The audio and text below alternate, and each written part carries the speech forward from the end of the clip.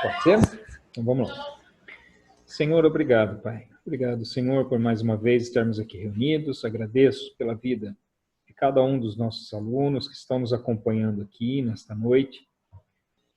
Pai, eu peço que tudo seja para bênção para as nossas vidas e tudo seja para a honra e glória do Teu santo nome. Senhor, abençoa a minha vida, que eu seja conduzido e direcionado pelo Senhor. E que o Senhor abençoe também a cada um dos alunos que possa ser ensinado diretamente pelo Senhor, pelo Teu Santo Espírito. É o meu pedido em nome do Senhor Jesus, que seja para a honra e glória do Teu nome. Amém. Amém. Vamos lá, gente, eu vou passar aqui para vocês duas coisinhas antes de entrar propriamente na aula, tá?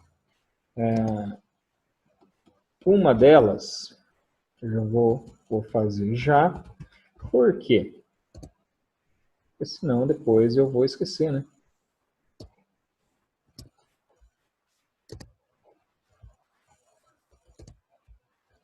Vou mandar aqui para vocês.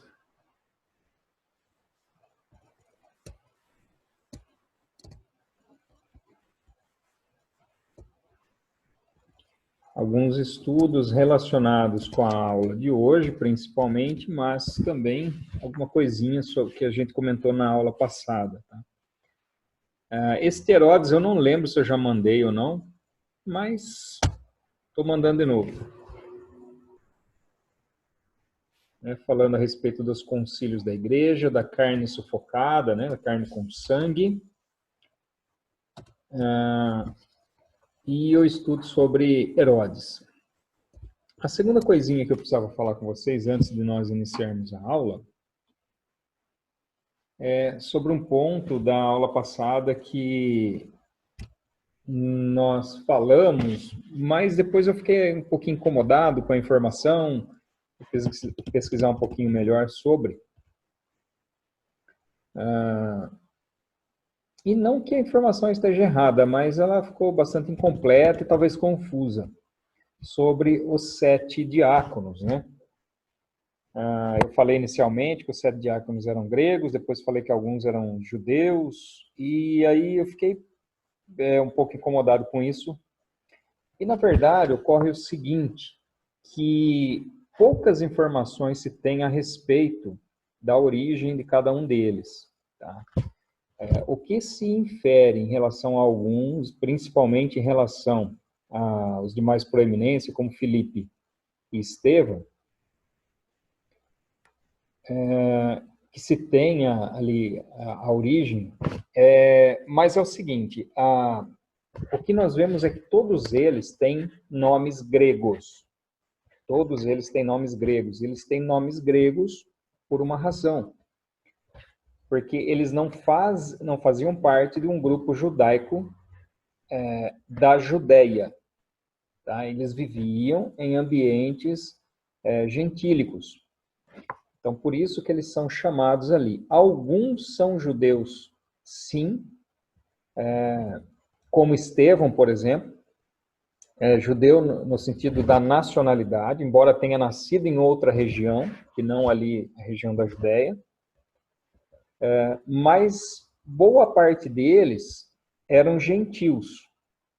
Só que todos eles eram prosélitos. Né? O que significa isso? O que é um prosélito? Prosélito são pessoas que haviam se convertido ao judaísmo. Mesmo gentios, né, mesmo gregos, que haviam se convertido ao judaísmo. Então, aquela pergunta que eu acho até que agora acho que a Adelita fez sobre a questão de não sei se foi a Adelita, se for o Felipe, de serem aceitos, né, na comunidade, porque eles não eram aceitos, só depois é que houve a ocorrência lá do caso da Estevão, né, derramamento do Espírito Santo sobre os gentios, e ali se passou a ter uma aceitação maior. Então isso meio que resolve essa questão, resolve esse problema. Por quê? Porque eles eram convertidos à fé judaica. Eram pessoas que praticavam os rituais judaicos. E por essa razão eles eram aceitos. Por essa razão eles foram escolhidos ali então. embora a origem deles seja de regiões gentílicas, alguns deles são gregos, mas o nome de todos, tendo origem grega, denota que eles não eram ali da região, né, da região da Judéia, de Jerusalém, dos principais centros, né, da cultura judaica. Tá certo? Então, pronto. Dito isso, as duas questõezinhas que eu precisava falar, não sei se ficou algum ponto ainda, né? Mas hoje nós vamos... aliás, deixa eu abrir aqui, né? Se vocês querem fazer algum comentário em relação à aula passada, em relação a esse ponto, ou outros, talvez, que possam ter ficado aí não muito claros.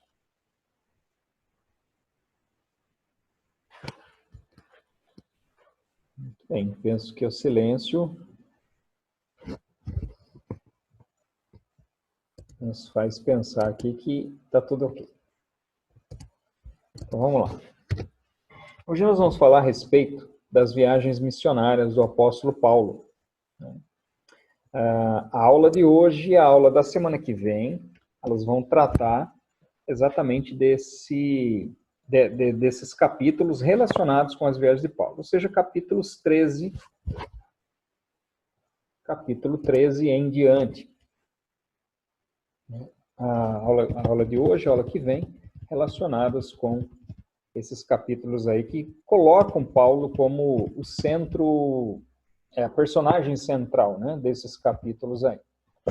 Bom, esse percurso aqui, deixa eu ver se eu consigo desenhar, né, o percurso que eles fazem é esse daqui, ó, saem de Antioquia, vêm para cá, para Chipre, Perge, depois vem aqui para Antioquia da Psídia, Icônio, Listra, Derbe. Chegando aqui em Derbe, eles fazem um retorno. Listra, Icônio, Antioquia da Psídia, seguem até aqui e pegam um navio até Antioquia novamente. Esse é o percurso que eles vão fazer nessa primeira viagem missionária. Tá? Algumas questões, né? Primeiro, Antioquia, aqui existem duas Antioquias, a Antioquia da Psídia e a Antioquia da Síria. Por que elas têm esse nome, da Psídia e da Síria? Porque essa região era chamada de Psídia e essa região chamada de Síria. Então, como as cidades elas tinham o mesmo nome, foram denominadas dessa forma aqui, conforme a região. Tá? Então, não confundam a Antioquia da Psídia, que fica nessa região aqui mais próximo da região da Ásia, né? Psídia ficava vizinho aqui à região da Ásia, com a Antioquia da Síria, que ficava ao norte da Galileia. Então, a Galileia, que ficava mais ou menos por aqui, né? Aliás, desenhei errado.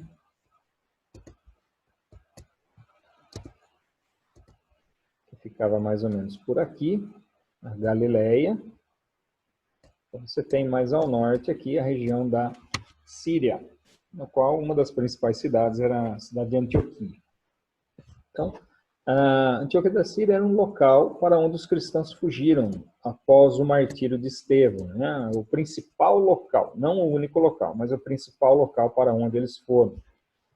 É chamada de Igreja Missionária e Pentecostal. Por que tem esse nome, né? Missionária e Pentecostal? Pelo fato de que de Antioquia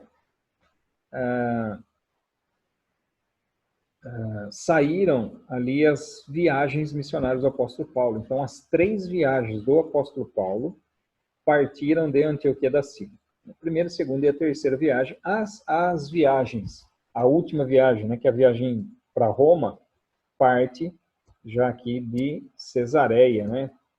Vai sair mais aqui de baixo, na região, próxima à região da Judéia.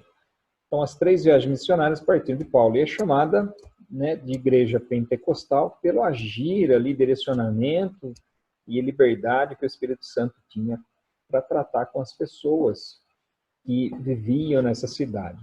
Essas pessoas, entre elas, né, alguns famosos na igreja primitiva, Barnabé, o próprio Paulo, né, Saulo, Lúcio de Cirene, Simeão, chamado Níger, e Manaém. Esses homens aqui eram todos eles mestres do cristianismo em Antioquia, pessoas importantes ali, no que diz respeito ao início da pregação do Evangelho e as atividades missionárias que foram feitas nesse local.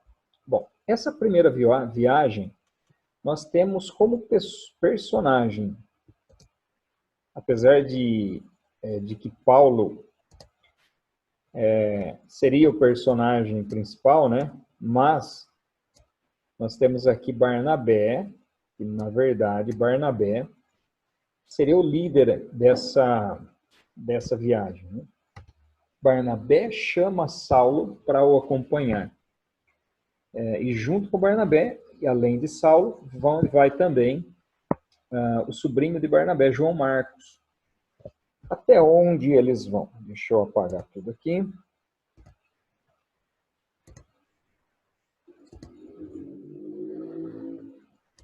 Até onde eles vão? Até Perge.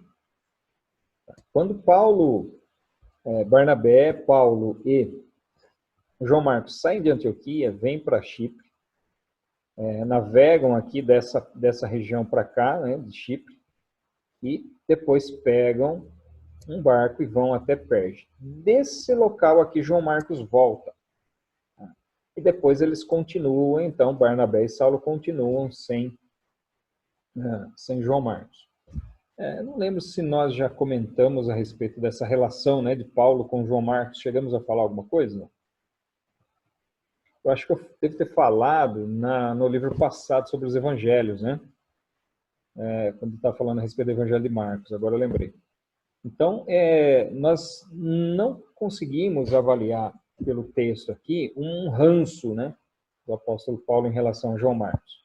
A questão está relacionada realmente com ele ter deixado a viagem no meio do caminho.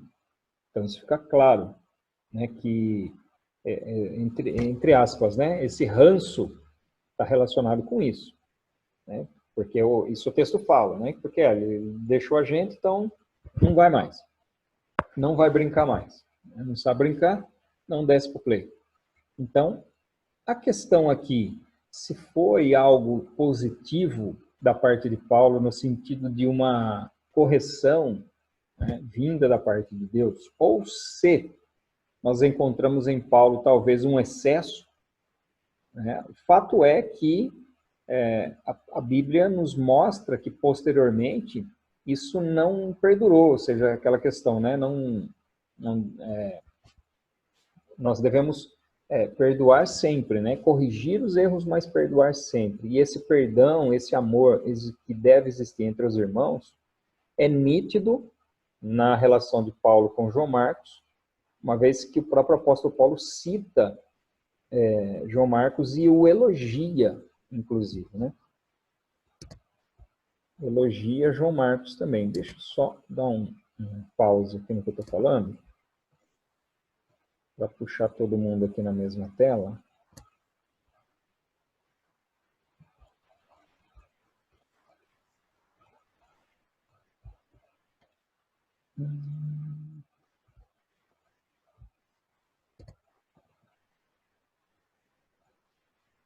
Débora, você está conseguindo ouvir? Eu vi que você entrou, saiu, entrou.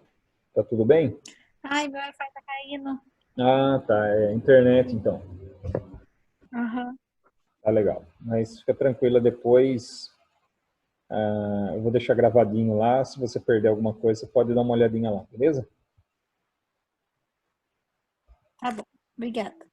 E a Delita também, que eu vi que entrou depois de eu ter dado uma explicação, eu falei a respeito, eu não lembro se foi você, Adelita, que fez uma pergunta sobre a questão dos diáconos, né, de serem gregos, de origem grega, escolhidos antes do derramamento do Espírito Santo entre os gentios na casa de Estevão.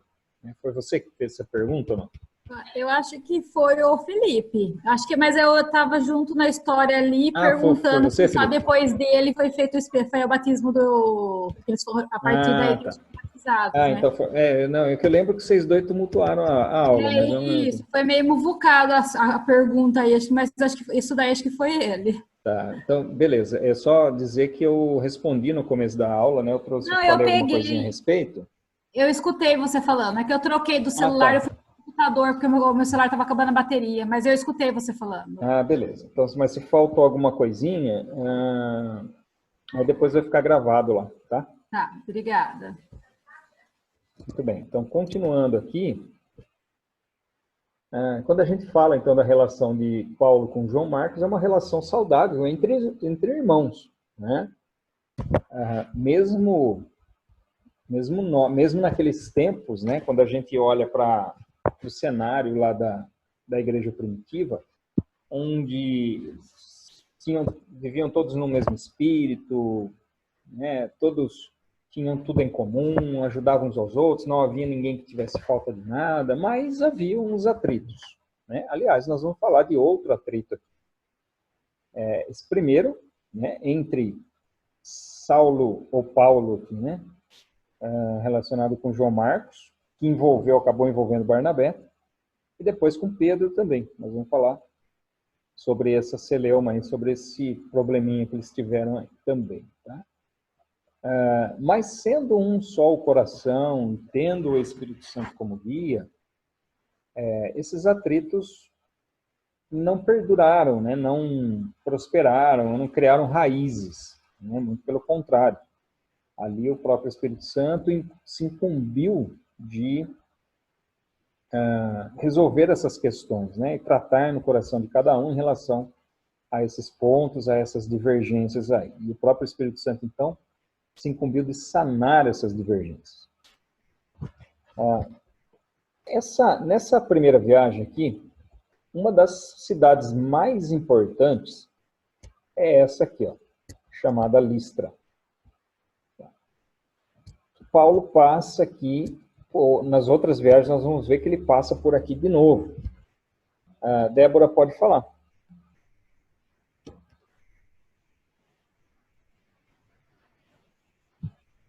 Não, é porque eu não tô conseguindo entender nada. Tá cortando tudo, eu queria saber se é só o meu. Então deixa eu perguntar aqui para os demais. Ô, Reginaldo, na aula passada a minha internet também estava ruim, e era isso mesmo que acontece, por conta da internet. Sai chiado, começa, na hora que abre o microfone, não entende nada do que fala, é por causa da internet, não pelo aplicativo. E agora, Amanda? Tá normal, tá ótimo. Normal? Agora que a minha internet tá bom, tá tudo bem. Felipe, tá normal? Aqui tá normal também. Alguém mais tá cortando aí?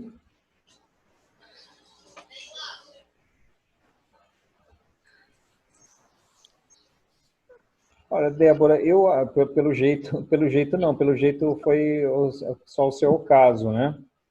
Uhum. Mas que não você tá falando. Eu tô lendo aqui, né, mas não tô ouvindo. Tá cortando tudo. Tá, mas eu vou, se você perder alguma coisa, você vai levantando a mãozinha aí e eu vou reforçando, tá bom? Tá bom, obrigada. Então, quando a gente fala lá de Listra, acontecem algumas coisas importantes ali. Primeiro, Atos capítulo 14.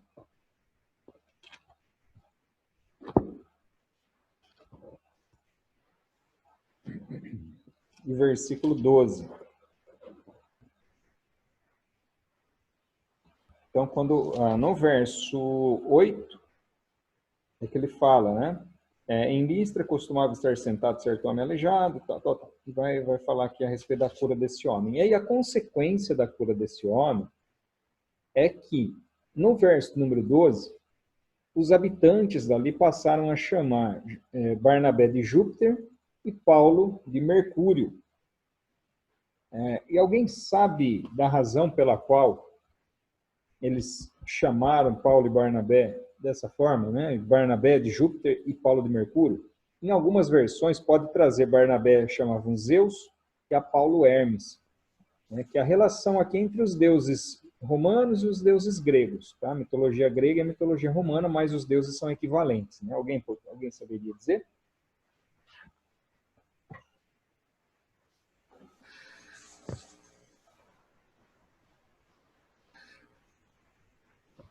Talvez por algum, sei lá, um ser pai ou outro filho do outro deus, alguma coisa assim.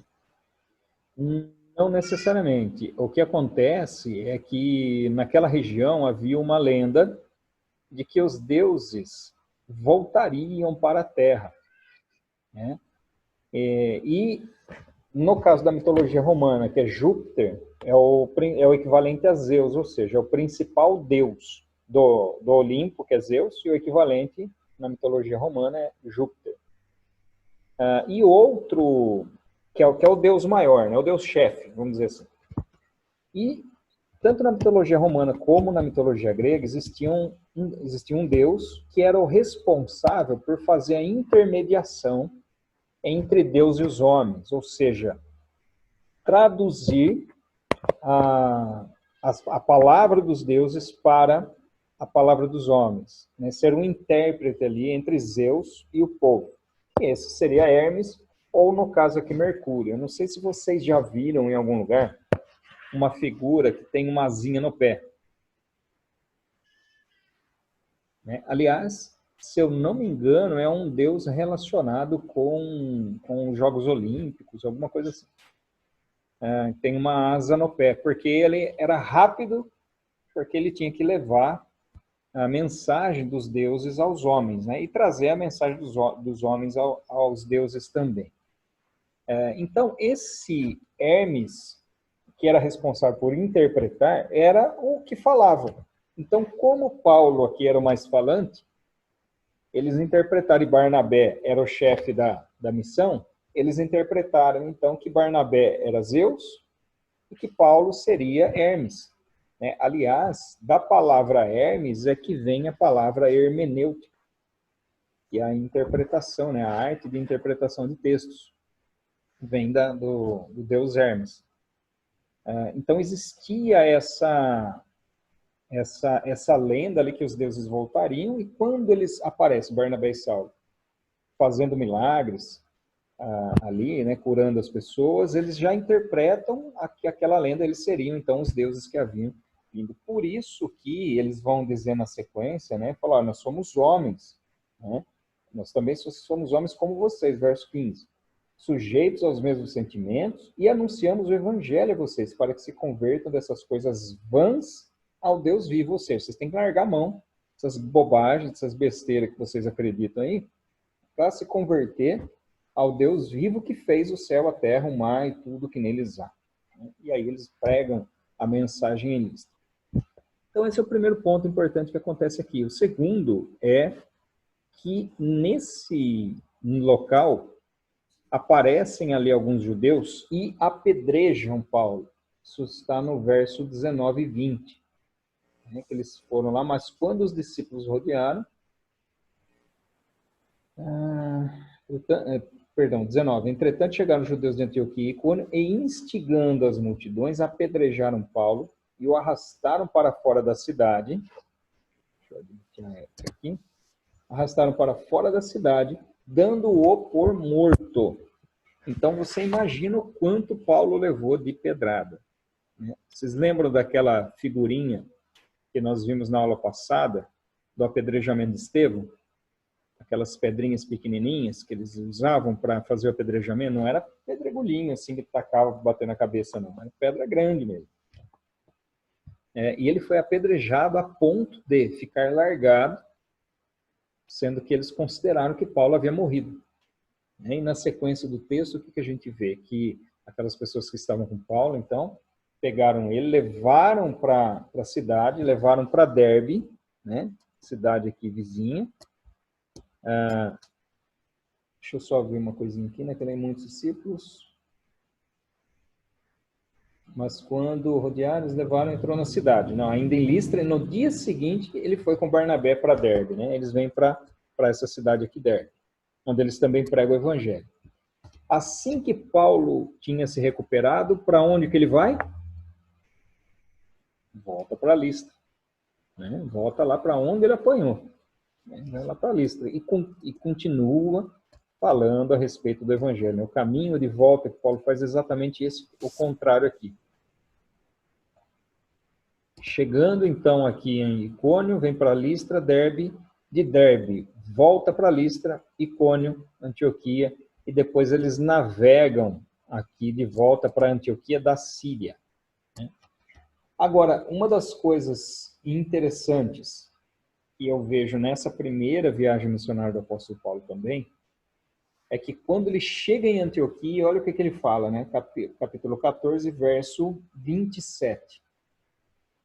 Quando chegaram a Antioquia, reuniram a igreja e relataram tudo o que Deus havia feito com eles e como tinha aberto aos gentios a porta da fé. E permaneceram muito tempo com os discípulos. Então, olha só, ele volta falando, poderia ter dito sobre aquilo que ele tinha passado, que ele tinha apanhado, tinha quase morto, mas não, eles voltam se alegrando ali, contando as boas novas, né? Aquilo que Deus tinha feito entre os gentios, entre os povos por onde eles passaram, como tinha aberto a porta dos evangelhos aos gentios, e que muitos milagres foram feitos e muitas pessoas foram salvas, né? Alcançadas ali pelo evangelho, pela pregação de Barnabé e Paulo. Então, um resuminho, né? Barnabé e Saulo, acompanhados por João Marcos, saem de Antioquia.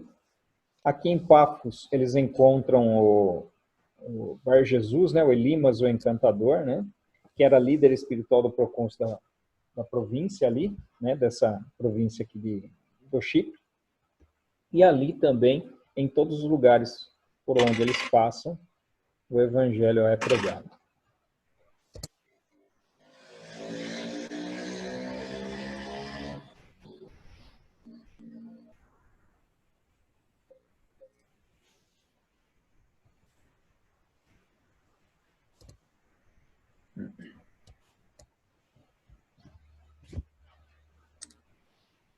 Érica, tudo bem? Você entrou agora, eu vi que você saiu, entrou também. Tá tudo certo?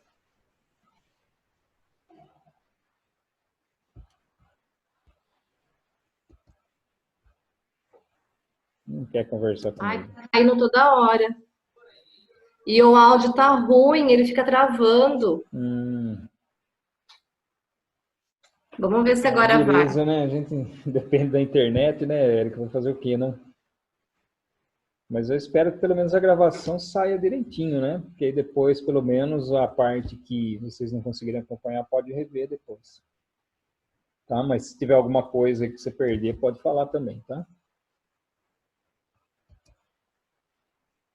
Vamos lá. Na sequência aqui, né? Gálatas 2. Vamos lá. A batalha do primeiro século.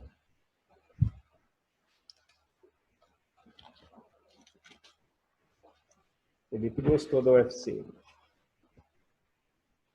Gálatas 2.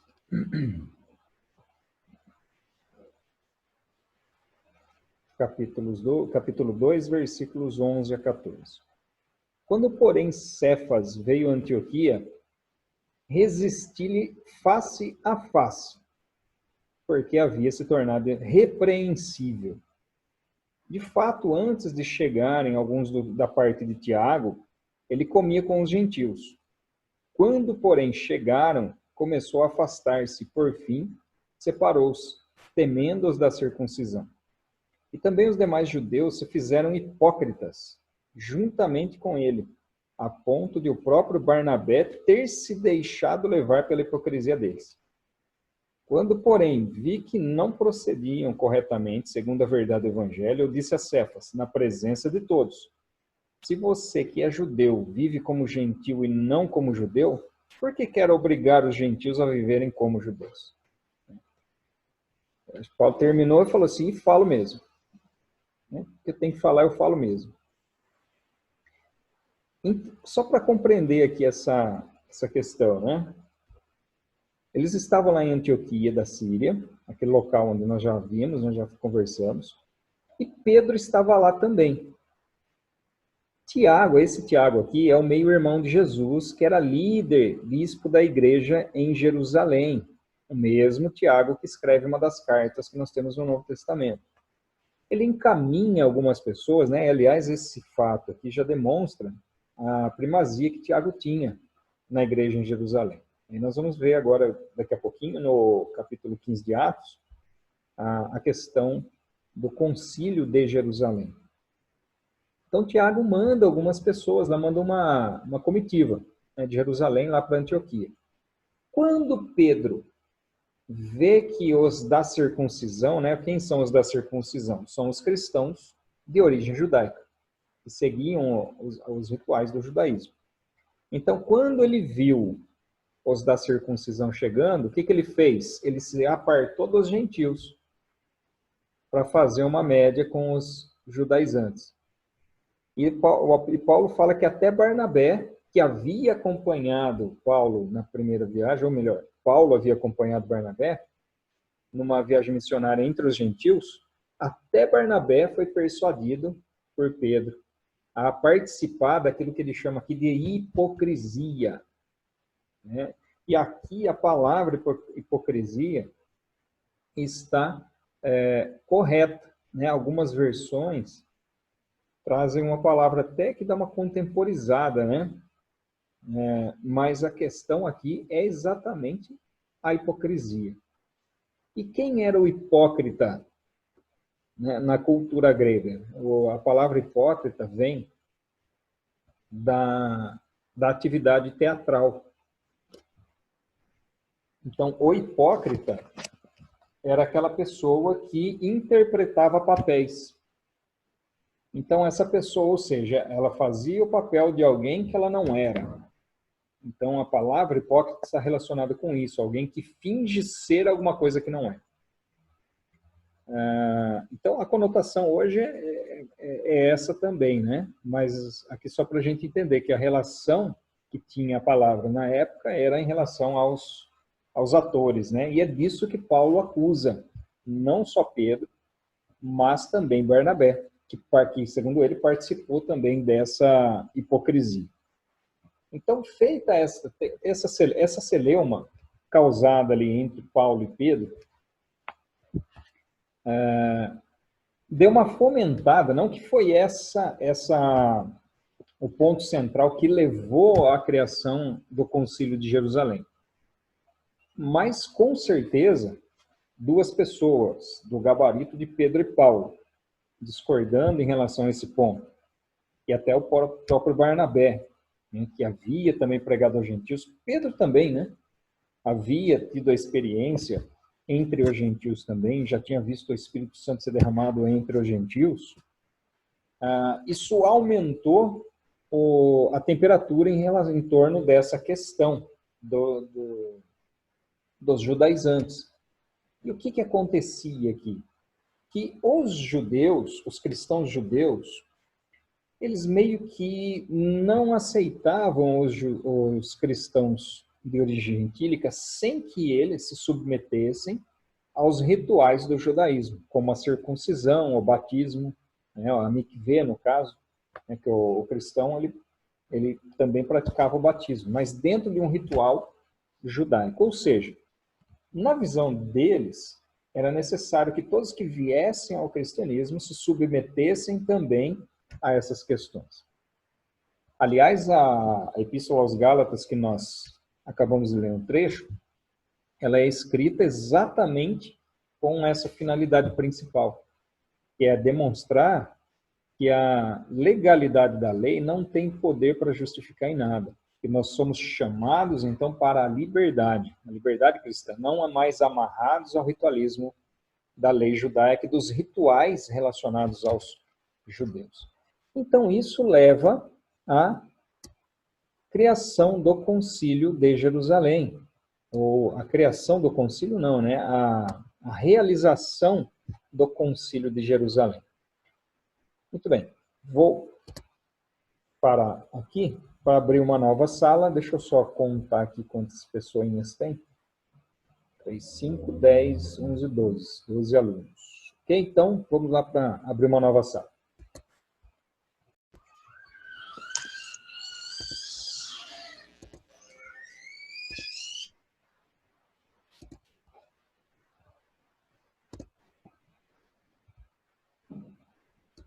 Vamos lá. A realização, então, do Concílio de Jerusalém teve uma disputa, e isso nós vamos ver aqui no capítulo 15 do livro de Atos, né?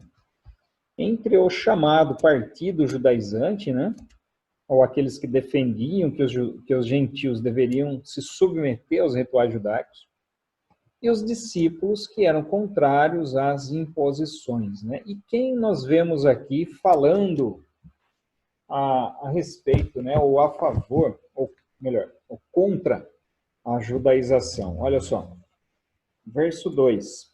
Tendo surgido um conflito e grande discussão de Paulo e Barnabé com eles, foi resolvido que por esses dois e mais alguns fossem a Jerusalém, aos apóstolos e presbíteros, para tratar dessa questão. Verso 4. Quando chegaram a Jerusalém, foram bem recebidos pela igreja, pelos apóstolos e pelos presbíteros, a quem relataram tudo o que Deus havia feito com eles. Mas alguns membros do partido dos fariseus que haviam crido se insurgiram dizendo, então esses fariseus que haviam crido eram já cristãos. Esses eram os participantes do partido judaizante. É necessário circuncidá-los e ordenar-lhes que observem a lei de Moisés. Então, aí em verso 7, havendo grande debate, Pedro tomou a palavra e disse, aí vem o discurso de Pedro. E que ele termina assim, verso 11, mas cremos que somos salvos pela graça do Senhor Jesus, assim como eles. Então, Pedro, depois de ter, isso aqui aconteceu depois daquela celeuma que ele teve com Paulo, daquela ocasião lá em Antioquia, né? E aí toda a multidão silenciou, passando a ouvir Barnabé e Paulo, que contavam quantos sinais e prodígios Deus tinha feito por meio deles entre os gentios. Assim que eles terminaram de falar, Tiago então toma a palavra e diz, irmãos, ouçam o que eu tenho a dizer. Simão acaba de relatar como primeiramente Deus visitou os gentios, a fim de constituir entre eles um povo para o seu nome. Com isso, concordam as palavras dos profetas que está escrito. E aí ele vai fazer menção a respeito da profecia de Amós. Os versos 16 a 18 estão relacionados com o texto de Amós, do capítulo 9, versos 11 e 12, que fala a respeito da inclusão ali entre os gentios, ou seja, daquele que invocar o nome de Deus, né? Seria salvo quem invocasse o nome de Deus, independente de nacionalidade. E aí, Tiago continua falando no verso 19. Por isso julgo que não devemos perturbar aqueles que entre os gentios se convertem a Deus, mas escrever-lhes que se abstenham das contaminações dos ídolos, bem como da imoralidade sexual, da carne dos animais sufocados e do sangue. Porque Moisés tem em cada cidade, desde tempos antigos, os que pregam nas sinagogas onde é lido todos os sábados. Então, olha só. Quando eles fecham, né, a discussão em relação à circuncisão e as demais exigências da lei, Tiago diz o seguinte, olha, eu julgo o seguinte, nós não devemos perturbar os gentios.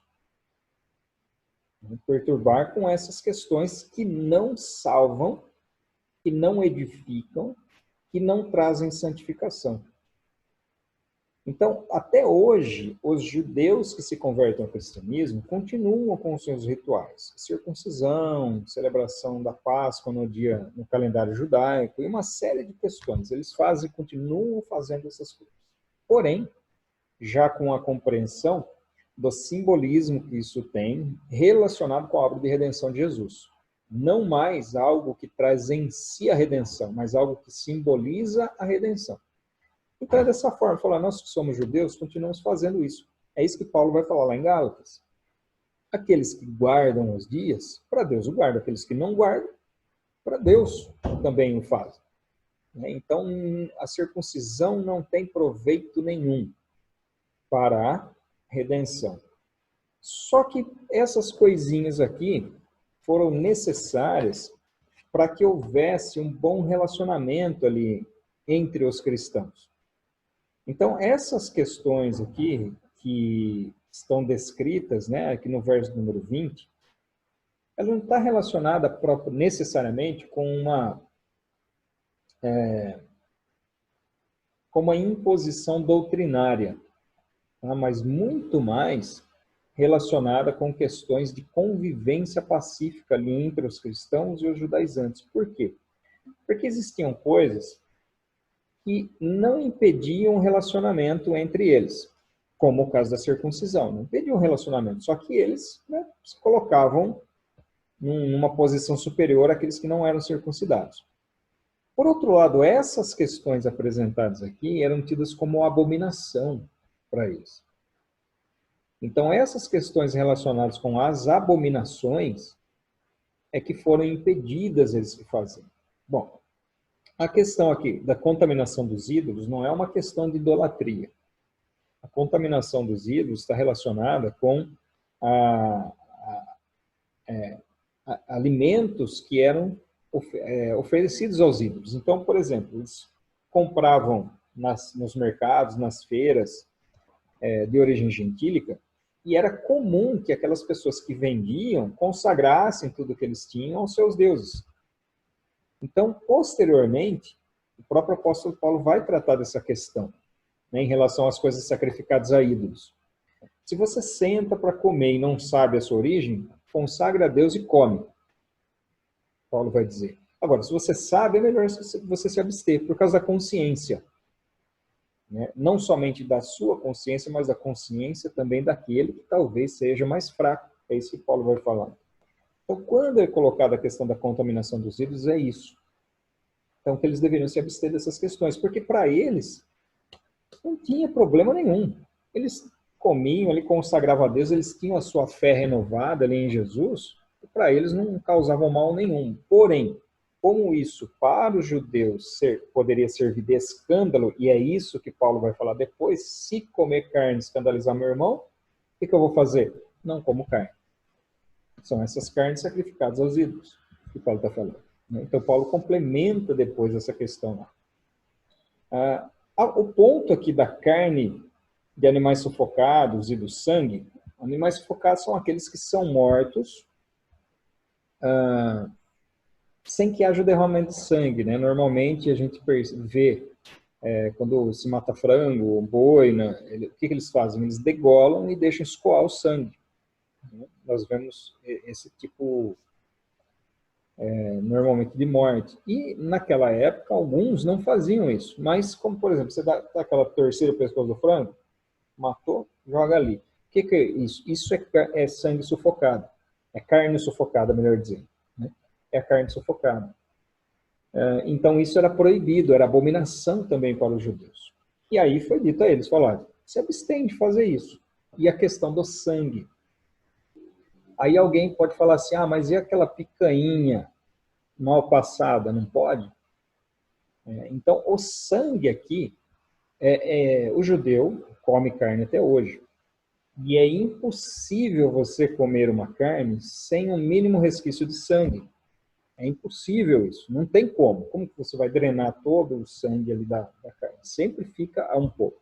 Porém, o ritual diz que eles deixam ali um tempo escorrer e aquele excesso de sangue vai saindo, e eles jogam fora e preparam a carne depois de alguns dias. Tem um ritual. Você quer ver um exemplo? Quando o povo está para sair do Egito, Deus manda assim, olha, vocês matam o cordeiro no 10º dia.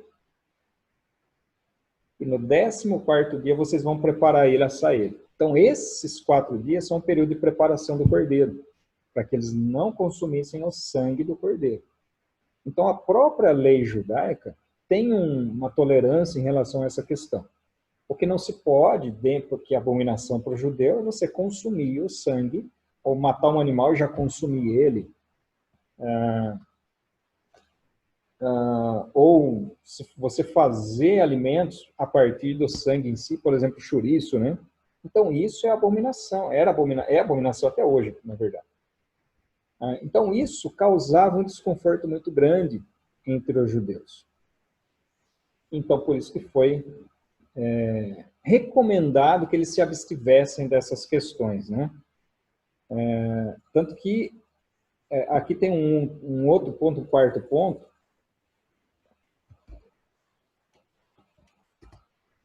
quarto ponto que é o seguinte.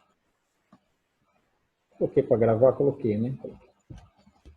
Que é a questão da imoralidade sexual. Bom, tudo bem, aí quando você fala em sacrifício aos ídolos, carne sufocada e sangue, até fica fácil de compreender. Mas e a imoralidade sexual? O que ela tem a ver com tudo isso? Parece que é um negócio meio óbvio, né? Fala assim, ó, se abstenha da imoralidade sexual, um cristão. É algo meio contrário à natureza. É como se você falar para um peixe e falar assim, ó, não quero que você saia para a terra. Eu não quero que você saia da água voando. Ou seja, é algo contrário à natureza do novo homem, da transformação. Mas essa imoralidade sexual, ela está relacionada com questões que, para os gentios, era comum.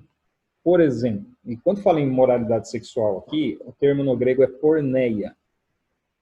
E essa palavra porneia, ela está relacionada com qualquer tipo de imoralidade sexual. Homossexualismo, adultério, fornicação, enfim, né? Qualquer tipo de sodomia, qualquer tipo de imoralidade sexual. E na sociedade grega, na sociedade gentílica, era muito comum isso. Os próprios patrões em casa, quando tinham um escravo, por exemplo, utilizavam o escravo para ter relações sexuais. E era algo bem aceito na sociedade. A gente vê na Grécia, por exemplo, muitos filósofos da antiguidade tinham práticas homossexuais, porque era algo comum, né? O exército romano, isso era muito comum. Quando eles ficavam longos períodos em treinamento, em campos de batalha, né, era comum a relação sexual entre homens. Então, era algo, não era algo que era mal visto, mas era algo, às vezes, que era até incentivado, inclusive, pela sociedade. Então, é nesse ponto aqui, não que os cristãos, aqueles gentios convertidos ao cristianismo, praticassem as imoralidades, não é isso. Mas que eles não fossem mais coniventes com essas questões, que eram comuns na sociedade ao qual eles participavam. Tá? Então, esse é o enredo aí, essa que é a questão relacionada, então, com esse ponto aqui, esse parecer que foi dado ao final do Concílio de Jerusalém. E aí os apóstolos, aqueles que estavam presentes ali, se incumbinam, inclusive Paulo, de sair às cidades para levar essa mensagem que havia sido decidida ali na igreja de Jerusalém. Para resumir, então Pedro e Barnabé, antes favoráveis à imposição dos judaizantes, argumentaram em favor da tese de Paulo. O principal argumento usado aqui foi a narração das bênçãos de Deus sobre a missão gentílica, tanto Barnabé quanto Pedro. E a decisão nós já acabamos de falar aqui, né, lá em Atos, capítulo 15, versos 23 e 29, que nós acabamos de ler. Esse texto aqui, esses textos, né, Romanos capítulo 14 inteiro, até o 15:3 e 1 Coríntios capítulo 8, eu recomendo, dentro desse contexto que nós estamos falando aqui agora, que vocês façam a leitura depois. Uma parte dele eu cheguei a comentar aqui enquanto nós estávamos conversando, né? Mas, para contextualizar, eu acho interessante fazer essa leitura depois desses textos aí. Tudo bem? Bom, deixa eu abrir aqui.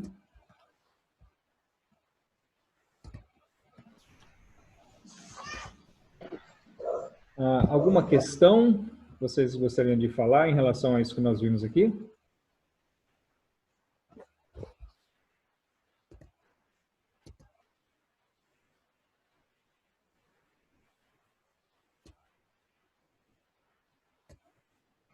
Tranquilo? Está todo mundo quietinho hoje?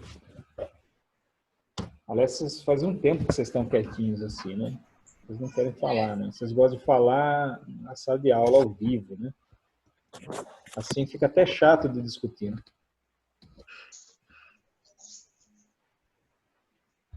A Débora ameaçou falar, não falou. O Felipe ameaçou falar, colocou a mão no... Me ouvindo? Tô sim. aqui do versículo 20, você falou da questão das contaminações dos ídolos. Uhum. Seria os alimentos consagrados a ídolos, né? Isso aí. Exatamente, isso. Assim, hoje, uma dúvida minha, que algumas pessoas já falaram que não é legal, algumas falam que não tem muito, sim, não tem nada a ver, entendeu? A questão, vamos supor, de alimento, vamos supor, de festa junina, essas coisas aí. Uhum.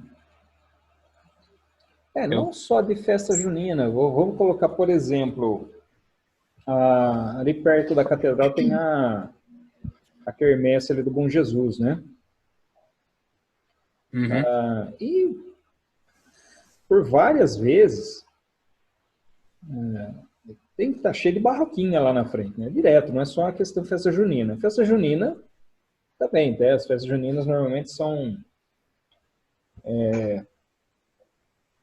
consagrados a ídolos, embora, para ser bem sincero, hoje, olha, eu acho que poucas festas têm essa consagração. As pessoas não querem saber mais da questão religiosa, para falar a verdade.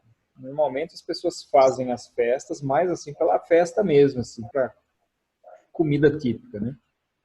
Mas que tem, tá? O que Paulo fala a esse respeito? Paulo vai falar que não tem nada de mais você fazer isso. E para você não vai fazer diferença nenhuma. Né? Se você ingerir, deixar de ingerir, ou seja, se você consagrou e já era. Agora, a questão que Paulo levanta, ela está relacionada com o amor que nós devemos àqueles que são mais fracos. Por quê? Porque Paulo vai falar, nesses textos aí de Romanos e 1 Coríntios, ele vai falar a respeito da consciência. Então, ele vai falar o seguinte, vede que a vossa liberdade não sirva de tropeço para alguém que não tenha consciência amadurecida. Então, veja que você que tem consciência não sirva de escândalo para aquele que não tem. Então, se eu tenho a consciência que alguma coisa não vai fazer diferença nenhuma para a minha vida espiritual, eu posso participar daquilo. É isso que Paulo fala a respeito da questão de consciência. Não é para fazer o que eu quiser. Está relacionado com essas questões daquilo que contamina, né? Porque o próprio Jesus fala que o que contamina é o que sai, não é o que entra. Só que Paulo pede que nós tenhamos um certo cuidado com aquelas pessoas que são fracas na fé. E pensando nessas pessoas, o melhor é se abster. Né? E aí, repetindo de novo o texto que eu já falei a respeito da carne. Paulo não via problema nenhum no consumo da carne. E a carne que ele fala é carne sacrificada. Mas se isso vai escandalizar o meu irmão, eu vou deixar de comer carne. Por quê? Porque o meu amor ao meu irmão, meu amor à vida espiritual dele, a permanência dele na presença de Cristo, é maior do que o meu próprio desejo de comer carne. Então, a orientação que se dá é isso, é de prudência e de exemplo para aqueles que são fracos na fé. Eu vou dar um exemplo que eu sempre dou esse exemplo, né? Se, por exemplo, deixa eu ver quem está com o microfone aberto aqui. Nivaldo, você está ouvindo? Positivo, Reginaldo. Beleza, vamos lá. Nivaldo, quanto tempo você tem de conversão? 20 anos. 20 anos.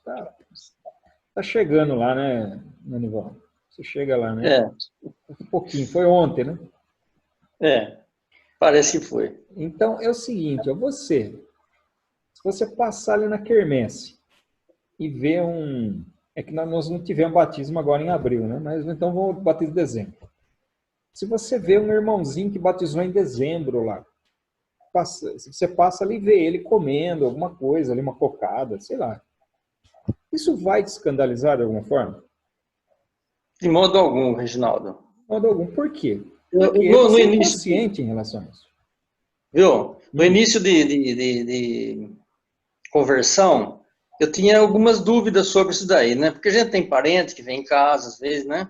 E eu tinha algumas dúvidas sobre isso daí, mas com a graça de Deus, Deus vai abrindo a mente da gente, né? E a gente vai ver que isso daí não escandaliza ninguém. Pelo menos eu não, né? Sim, é a questão da maturidade.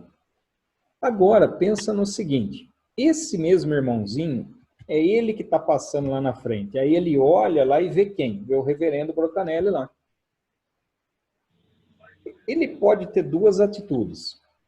Tá? Ele pode achar, nossa, olha, o pastor está lá, acho que pode também, então eu posso também. Né? E aí eu vou falar já um pouco sobre essa questão, mas deixa eu dar a segunda hipótese. A segunda hipótese é ele se escandalizar com aquilo. Falar, onde já se viu o pastor lá, ele deveria dar o exemplo e tá lá no meio. Então você percebe que a questão não é exatamente do ato, mas é da consequência que esse ato vai gerar nas outras pessoas. É esse o cuidado que a gente tem que ter. Agora, pensa no seguinte. Vamos imaginar que ele olhe para o pastor e diga, fala, nossa, olha, eu vou lá também. Ele pode, eu posso. Mais ou menos assim. O que Paulo, aí voltando lá em Paulo de novo, o que Paulo fala? Ele fala o seguinte, ó, o ídolo não é nada. O ídolo não é nada. Mas o que está por trás do ídolo? O que Paulo fala que está por trás do ídolo?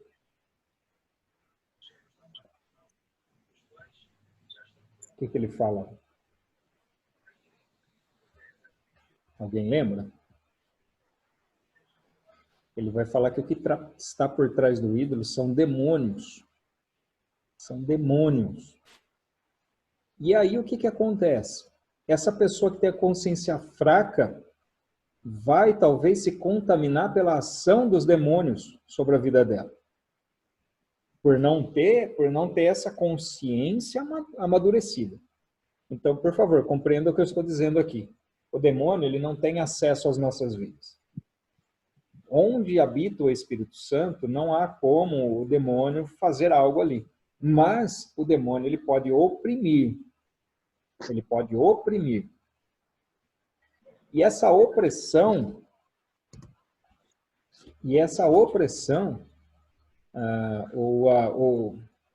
o grau de suscetibilidade a essa opressão vai depender da minha maturidade espiritual. Se eu for uma pessoa firmada, madura, já bastante consciente da questão do cristianismo, com a vida espiritual em dia, vamos dizer assim, né? Essa opressão, ela vem, mas passa.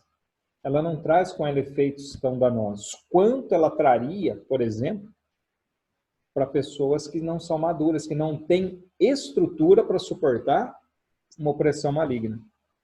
Vou dar um exemplo para vocês que eu dou sempre em relação a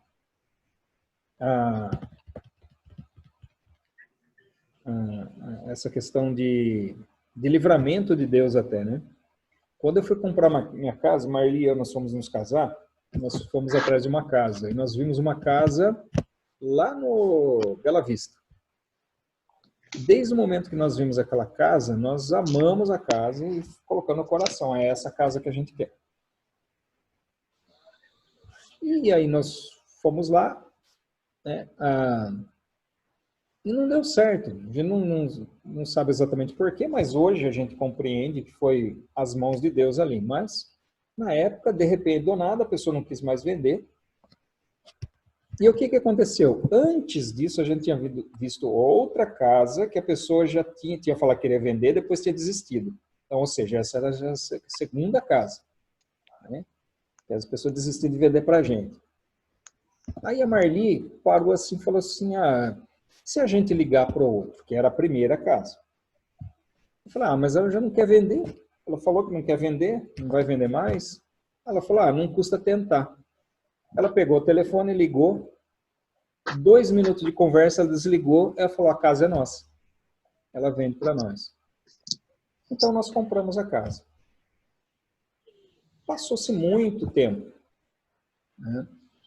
E um certo dia, um evangelista, era evangelista aqui em Araras, né, o Fábio Viana, que foi para Rio Claro, ele trabalhava na Ronda com a Marli, e eu estava de férias em casa, e ele precisava fazer uma visita numa casa para um casal que estava se separando lá, Enfim, e ele não queria ir sozinho.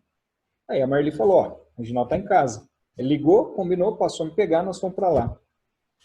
E no caminho ele foi me contando a respeito do que estava acontecendo lá, de manifestação demoníaca, de pessoas que tinham morrido ali na frente da casa, de casais que moravam lá antes e tinham separado, então que ele achava que era algo assim lá no local, né? Quando nós chegamos lá, em frente da casa, qual casa que é? Exatamente aquela casa que nós quase compramos. E por que eu falo que é um livramento de Deus? Hoje, eu não teria problema nenhum em comprar aquela casa. Mas na época, será que nós, convertidos a menos de um ano, teríamos estrutura para suportar, talvez, a opressão que viesse sobre nós naquele local?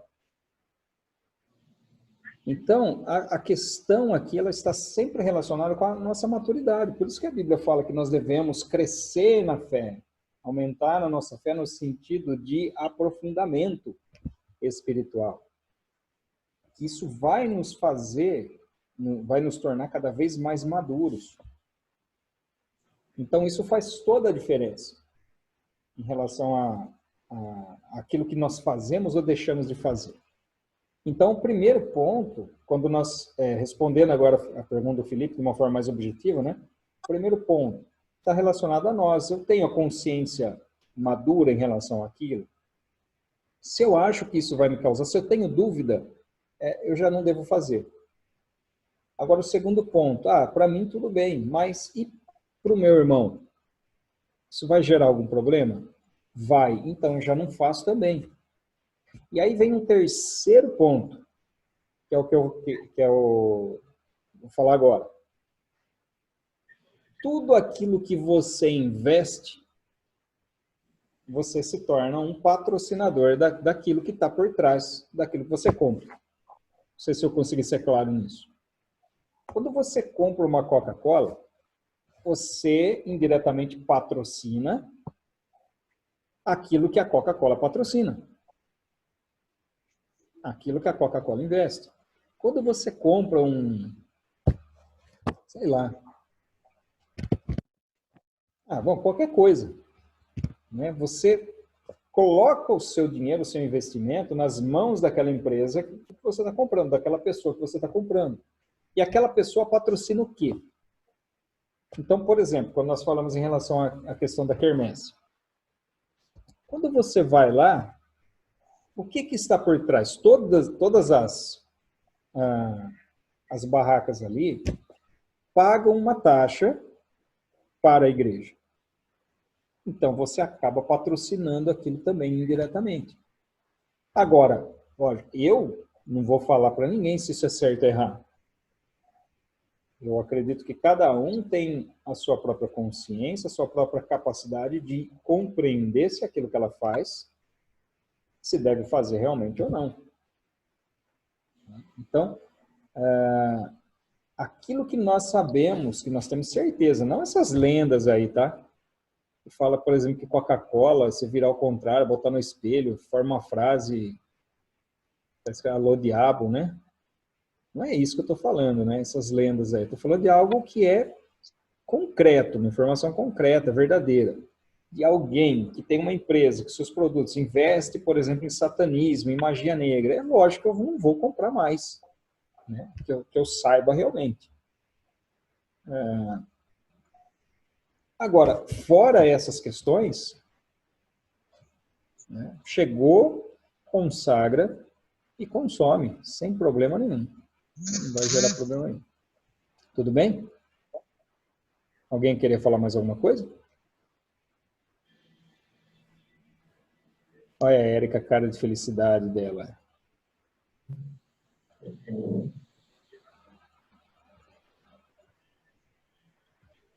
Não? Tudo bem? Parece que travou todo mundo aí. Reginaldo. Opa. Está me ouvindo? Sim. A respeito desse pessoal, né, desses irmãos que converteram, que vieram lá dos gentios, né? Uhum. Então, eles não tinham conhecimento nenhum do Antigo Testamento. Eles serviam uma outra religião, né? Sim, sim. Então, começou do zero ali, né? Exatamente. Não tinha nem noção dos costumes, das leis antigas. Nada. Uhum. Pessoas zeradas. É como nós, né? Como nós, assim, pessoas que não estão inteiradas na fé judaica. A gente vai conhecer um pouco da fé judaica a partir do momento que a gente começa a estudar a Bíblia, né? E aí você começa a entender algumas coisinhas, algumas questões. Mas quando a gente vem, você está zeradinho. HD zerado. Uhum. É assim. Tudo bem? Beleza. O que mais, gente? Pode falar, Érica, você está querendo falar aí. Não a Érica do iPhone, a outra Érica. Porque para mim aparece em iPhone de Érica.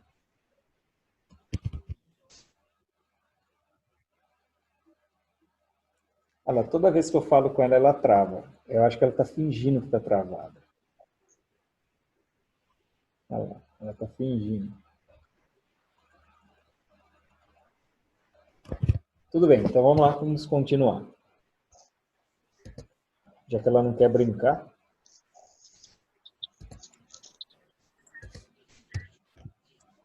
Segunda viagem missionária do apóstolo Paulo, né? Agora nós estamos lá no texto número 3. Olha só. Nessa segunda viagem missionária, mais uma vez, ó, saem aqui de Antioquia, né? Antioquia. Só que dessa vez, lembra que na primeira viagem, eles saem de Antioquia e vêm por mar, né? Aqui para a ilha de Chipre, e depois sobem aqui para Pérgia, Antioquia, Icônio, Listra, Derbe e voltam, né? E vêm para cá. Agora eles saem por terra aqui de Antioquia e vêm para a região aqui da Galácia, né? Essa aqui é a região da Galácia. Aqui é a cidade de Tarso, que é a cidade natal de Paulo. Eles vão para Derbe, Listra, olha aqui Listra de novo, né? Passa por lá. Icônio, Antioquia da Psídia. E aqui o que acontece? Nessa segunda viagem missionária, acontece aquela passagem que Paulo desejava vir aqui para a região. Deixa eu mudar aqui uma coisinha. Paulo desejava vir para a região da Ásia, né, que era essa região aqui, ó. Essa região aqui é a região da Ásia. Só que nesse momento, o que acontece? Paulo tem uma visão de um homem chamando sobe para a Macedônia. Então, eles direcionados pelo Espírito Santo, vêm para cá, para a Macedônia. Eles sobem aqui em Troade, de Troade vêm para a região da Macedônia, onde eles passam por Filipos, Anfípolis, Tessalônica e Bereia.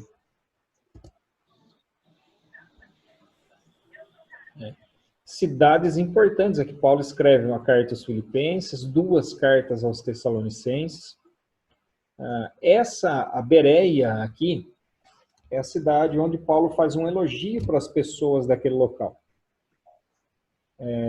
Que eles viam, né, tudo aquilo que se falava em relação ao Evangelho, eles iam lá nas Escrituras para ver se de fato era assim.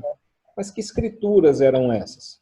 As Escrituras do Antigo Testamento, porque a pregação mostrava um Jesus que havia sido profetizado anteriormente. Então, o que eles faziam? Iam lá nas Escrituras para comprovar se de fato era assim.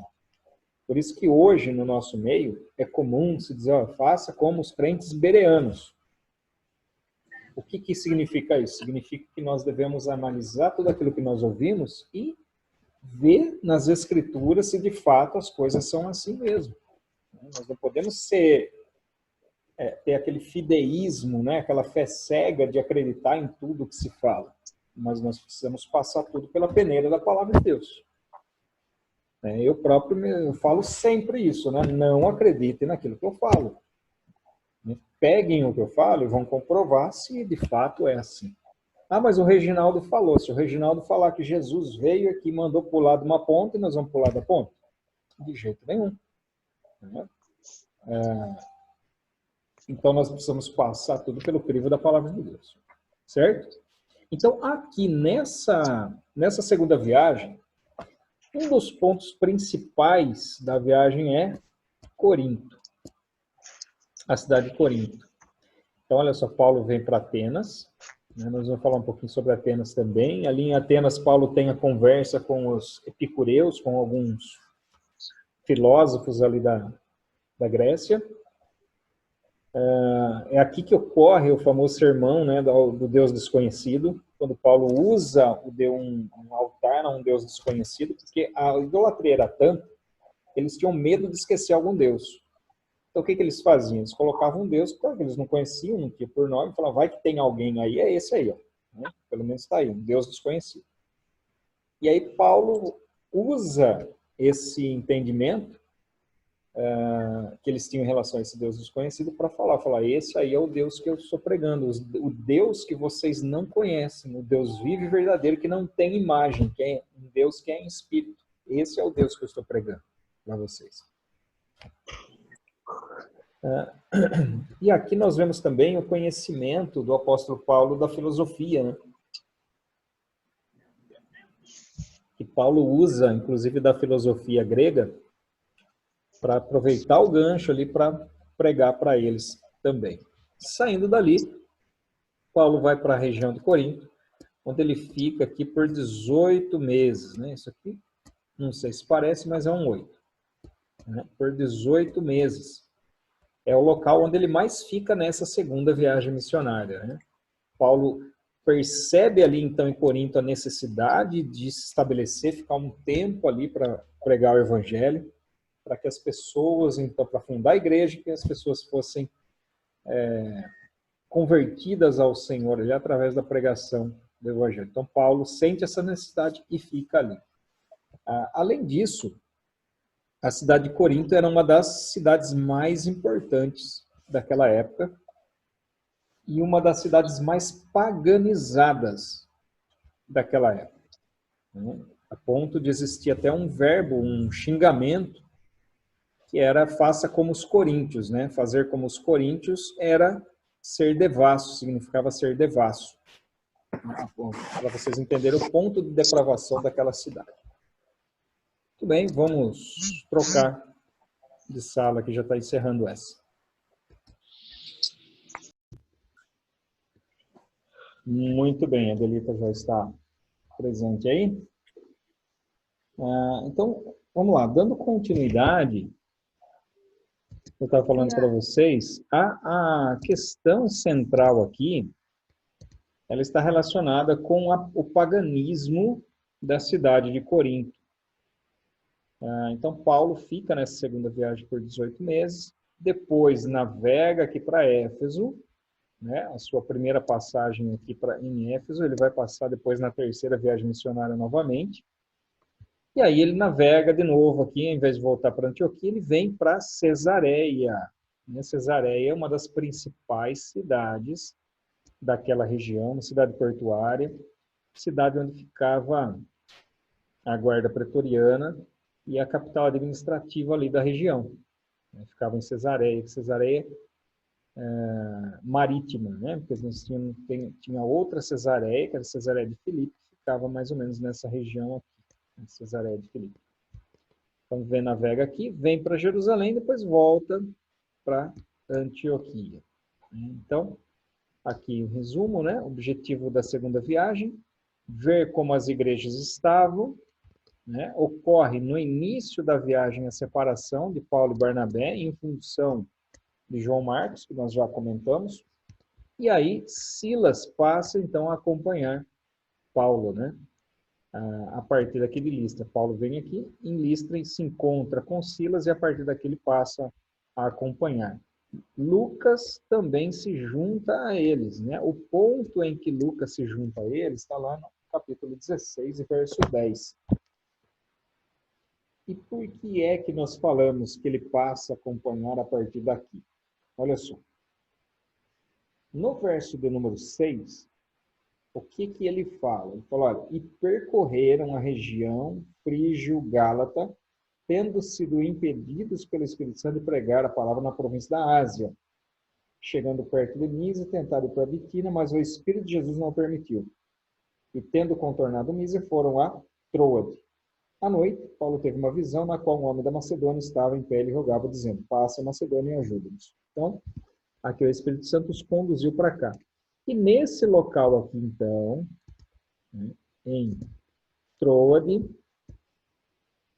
é que Paulo se encontra ali com Lucas e Lucas passa a integrar a comitiva. Porque perceba que ele fala aqui na terceira pessoa.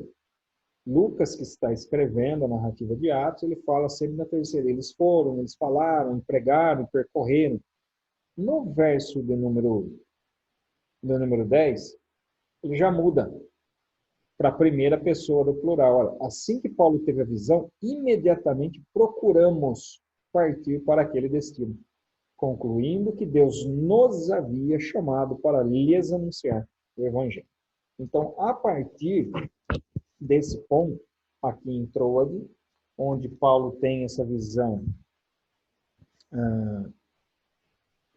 do homem lá da Macedônia, Lucas se junta, então, à comitiva também, né? E lá em Filipos ocorre a conversão de Lídia, né? Que era uma pessoa bastante influente na cidade, bastante rica, né? Uma mulher rica, comerciante da cidade de Filipos. Ela se converte ao cristianismo e passa a ser uma cooperadora também do Evangelho, né? Um outro evento relacionado com essa viagem, aqui em Tessalônica, aqui em cima, né? Tessalônica, eles são acusados de transtornar o mundo, né? Atos 17:6. Isso indica a abrangência que nesse momento o Evangelho já tinha. Ou seja, o Evangelho já havia sido pregado em várias localidades, né? E não somente ali no Império Romano, mas aqui passa então a cumprir efetivamente aquilo que o texto bíblico diz em relação à pregação do Evangelho, né? Que serão minhas testemunhas em Jerusalém, na Judéia, Samaria e até os confins da terra. E passam então a fazer a pregação, e nesse momento já o Evangelho já havia crescido muito, já havia tomado um corpo muito grande. Ainda no capítulo 17, vai falar a respeito da passagem de Paulo em Bereia, depois Atenas. E Atenas ocorre, então, o famoso sermão do Deus desconhecido perante o Areópago, né? E aqui é interessante o seguinte, porque Paulo, pelo conhecimento que ele tinha da filosofia e a forma com que ele falava e pregava, as pessoas começaram a dar ouvido para ele. Tanto que eles disseram: ó, volta amanhã aqui que a gente quer te ouvir mais, né? Essas ideias que você tem falado aí são muito interessantes. Porém, para alguns, esse interessante era só algo diferente, porque o grego ele sempre gostou, né? Principalmente esses que eles estavam pregando nos epicureus, né? Eles gostavam muito de discutir a respeito das coisas, de ouvir coisas novas. E Paulo estava contando algo novo ali para eles. Então, muitos queriam ouvir novamente. Aí, no capítulo 17, verso 32, vai mostrar esse ponto de discórdia, né? Da questão da ressurreição. Por quê? Porque os filósofos não criam na ressurreição da forma que Paulo estava falando. Olha só. Quando ouviram falar da ressurreição de mortos, uns zombaram e outros disseram: a respeito disso ouviremos você em outra ocasião. Quer dizer, por hoje acho que já deu, né? Já falou muito, deve estar delirando. A essa altura, Paulo se retirou do meio deles. Houve, porém, alguns homens que se juntaram a ele e creram. Entre eles estava Dionísio, o Areopagita, uma mulher chamada Dâmaris, e com eles mais algumas pessoas. Então, olha só, a mensagem, alguns zombaram. Outros falaram: deixa para depois a gente toca nesse assunto. Mas muitos creram e muitos se converteram ali também. Aqui eu trago para vocês apenas para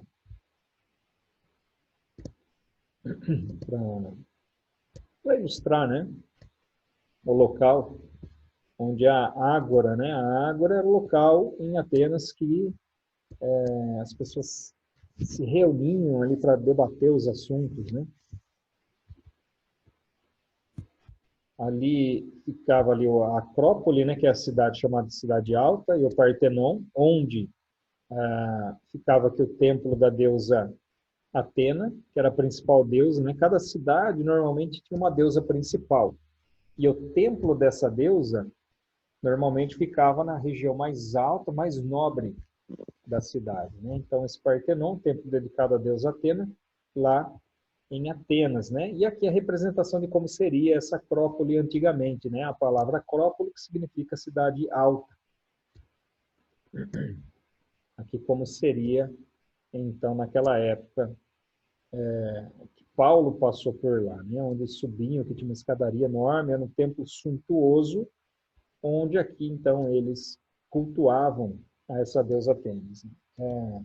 Atenas, a deusa Atena em Atenas, a deusa Afrodite em Corinto e Diana na cidade dos Efésios eram as principais deusas do mundo antigo, sendo essas as principais cidades ali do mundo grego daquela época. Aqui o Areópago, né? Areópago, visto da Acrópole, então aqui é uma visão. Se você estiver aqui em cima, né, olhando em direção à Acrópole, é essa vista que você vai ter. Em direção ao Areópago, é essa vista que você vai ter. Aqui é a cidade de Corinto, né? A cidade de Corinto, que hoje são apenas ruínas, né? Você vai ver aqui, ó, aqui nesse monte, aqui em cima, ficavam essas ruínas aqui, ó. Ficavam não, ficam, né? Essas ruínas aqui. Aqui é a cidade baixa de Corinto, e aqui é a cidade alta, onde ficava o templo da deusa Afrodite. Templo de Afrodite.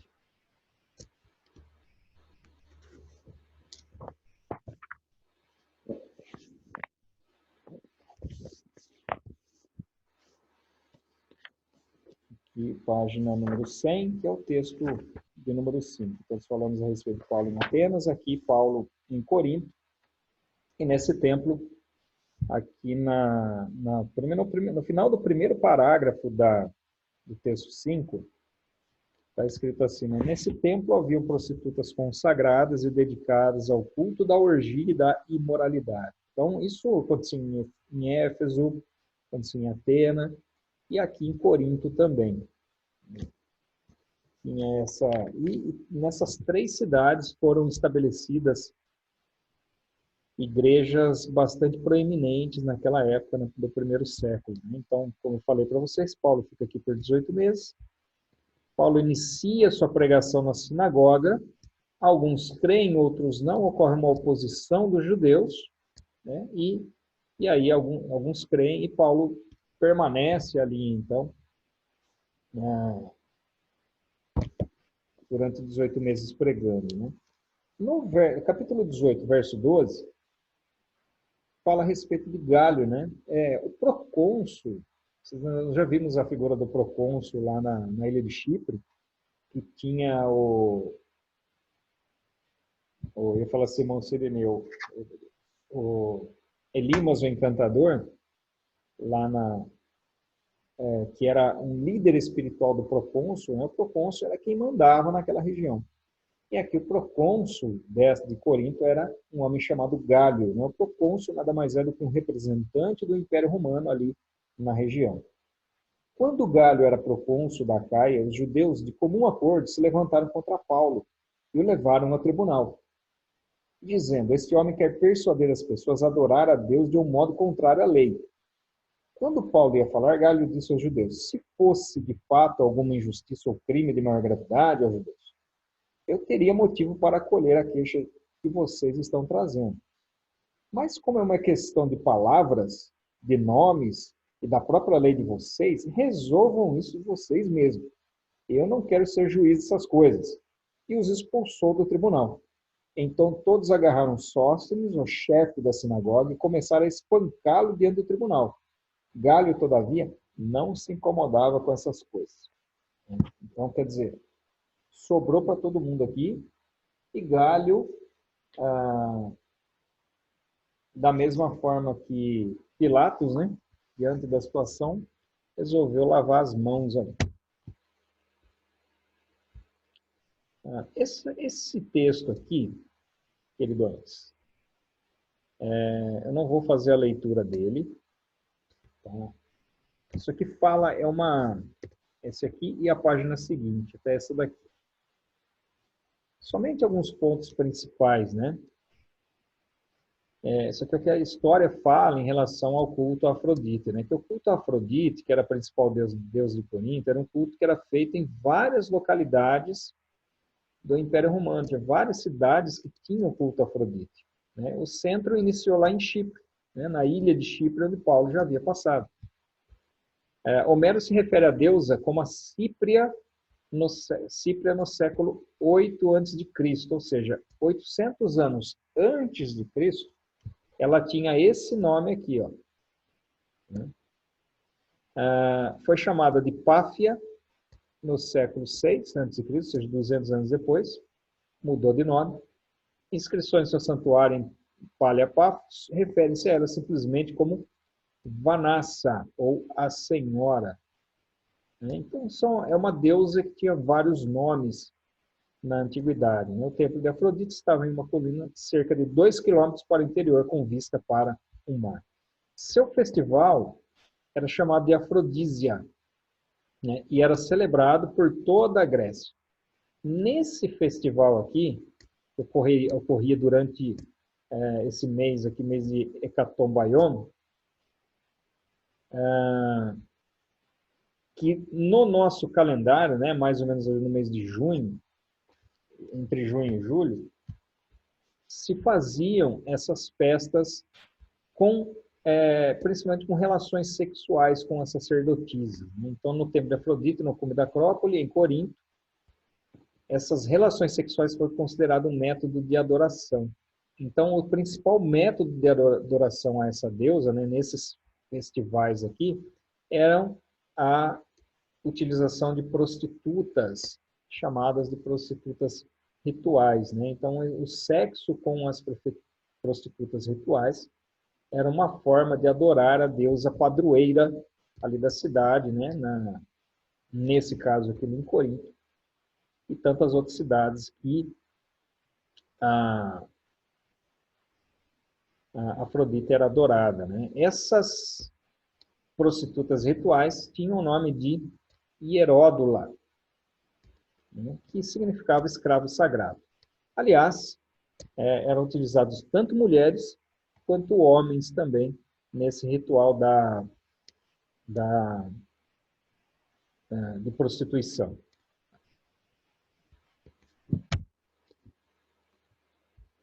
Chegamos aqui, então, à última viagem missionária do apóstolo Paulo, quando ele sai novamente aqui de Antioquia, né? Aqui, deixa eu ver onde nós estamos, página de número 105, texto de número 1, a terceira viagem. Aqui o texto número 1, da lição número 8, vai direto lá para Éfeso, né? Por quê? Porque Éfeso, dentro dessa viagem aqui, acaba sendo a viagem o local mais importante relacionado com essa terceira viagem aqui do apóstolo Paulo, né? O autor do livro aqui ele vai colocar um enfoque muito maior na volta do apóstolo Paulo para sua terra, para a Judéia, né, para Jerusalém, do que propriamente em todas essas regiões aqui pelas quais Paulo passa. Então, mais uma vez, Paulo sai por terra aqui, mesmo caminho, ó, Tarso, Derbe, Listra, Icônio, Antioquia da Psídia, só que aqui lembra que da outra vez ele foi impedido de vir para cá, pelo Espírito, e foi levado aqui para Troade.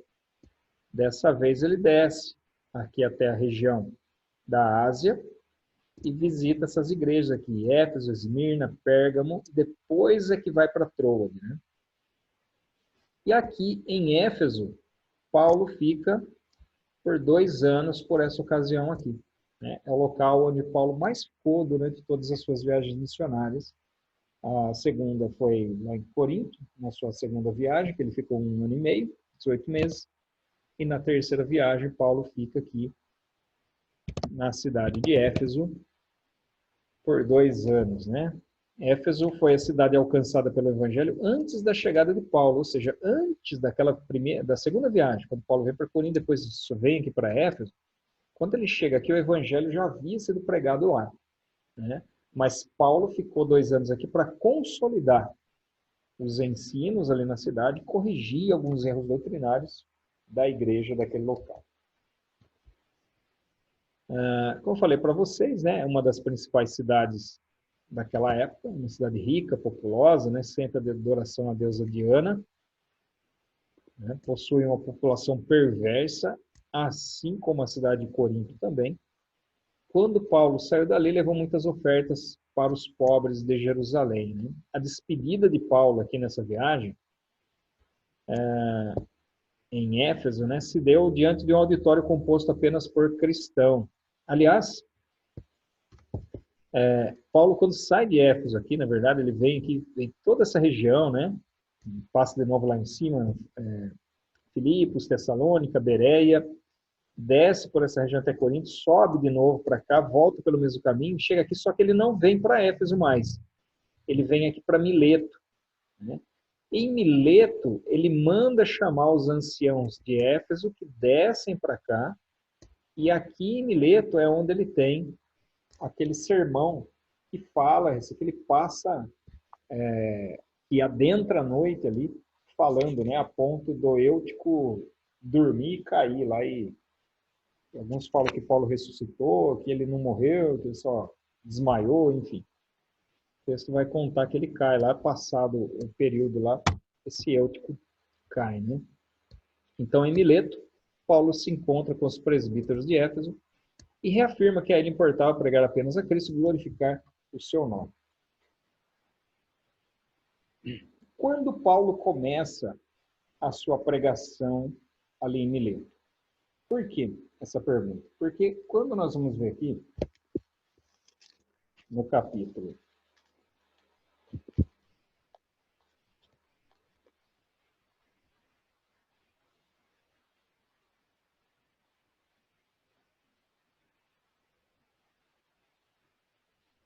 20,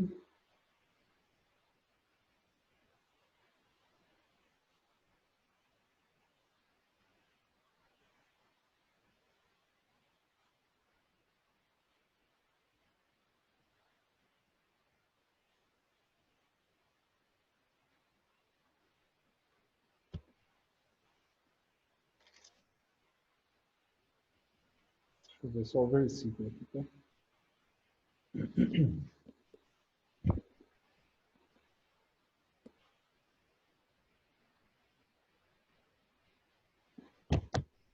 Estou achando que eu confundi a coisa aqui. Onde que está o Eutico aqui? É isso que eu estou procurando.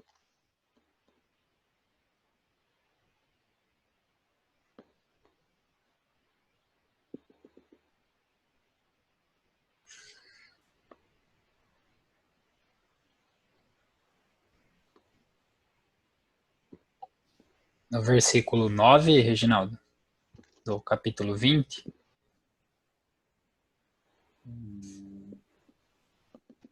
9. Isso, está aqui. Na verdade, aqui ele estava em Troade, né, quando isso aconteceu. Na volta ele estava em Troade, depois que ele foi para Mileto. É isso aí. Então, lá em Troade é que ele faz um sermão longo, que ele adentra a madrugada, não em Mileto, perdão, que o jovem chamado Eutico estava sentado na janela, adormecendo, caiu. Por que eu perguntei quando que ele começou a falar? Porque, olha só, no primeiro, verso 7, no primeiro dia da semana, nós nos reunimos a fim de partir o pão. Ou seja, primeiro dia da semana, um domingo. E prolongou a mensagem até meia-noite. Então, quer dizer, se fosse no domingo de manhã, indicaria que Paulo teria ficado o dia inteiro falando até meia-noite. Aí não era para menos que o bichinho dormir, né? Mas não foi isso que aconteceu. Quando a palavra utilizada no grego aqui para o primeiro dia da semana é sábaton, Quando você for ler no grego, quando fala que o primeiro dia da semana, a palavra grega é sábaton.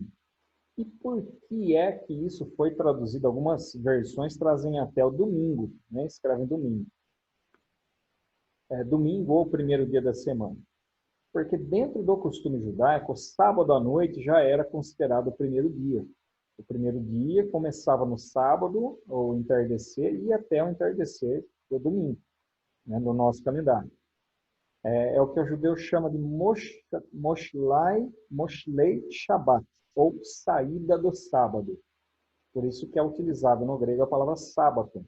Então, Paulo começa a pregar na saída do sábado, ou seja, sábado à noite, quando não estava mais no Shabbat, já no primeiro dia, né, considerado o primeiro dia. E se estende, então, até a meia-noite. Né? Então, é isso. Paulo ficou um dia inteiro pregando e foi até a meia-noite. Mas ele começa ali ao entardecer e a pregação se estendeu até a meia-noite. E aí, depois ele vai lá para Mileto, manda chamar os presbíteros de Éfeso, da igreja de Éfeso, se reúnem ali, ele faz um discurso emocionado, né? Aliás, quando ele termina, todos ficam emocionados ali. Verso 36 do 20. Tendo dito isso, ajoelhando-se, Paulo orou com eles.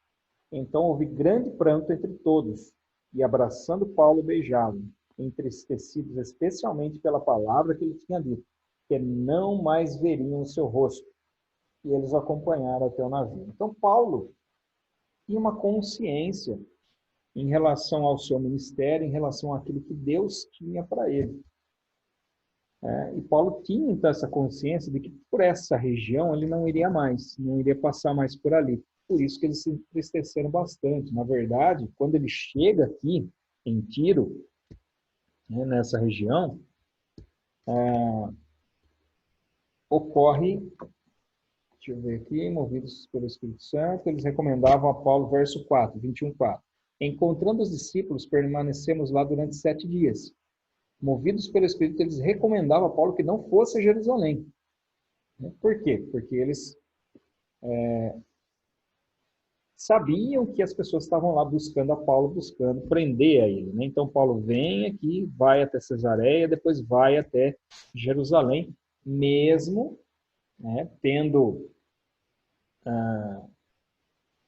quando chegado ali em Cesareia, tendo sido advertido mais uma vez para não ir para Jerusalém. E ele acaba indo, né, sabendo aquilo que Deus tinha de fato reservado ali para ele. Né? E chegando então lá em Jerusalém, Paulo é preso no templo, e aí ele fica preso, né, vai fazer a sua defesa. Eu não sei se nós vamos falar aqui nesse capítulo ou na semana que vem. Em Tiro e Cesareia. Paulo chega em Jerusalém e é preso. É preso ali, primeiramente, então, pelos judeus. Né? É isso mesmo, né? Nós vamos falar a respeito da prisão, né, em Cesareia na aula que vem.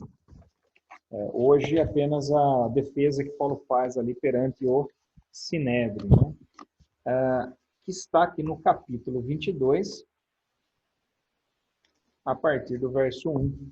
Quando Paulo, diante ali do Sinédrio, ele é preso pelos judeus, levado diante do Sinédrio, e faz ali a sua defesa. Né? Então, os últimos passos antes da prisão. Para recapitular.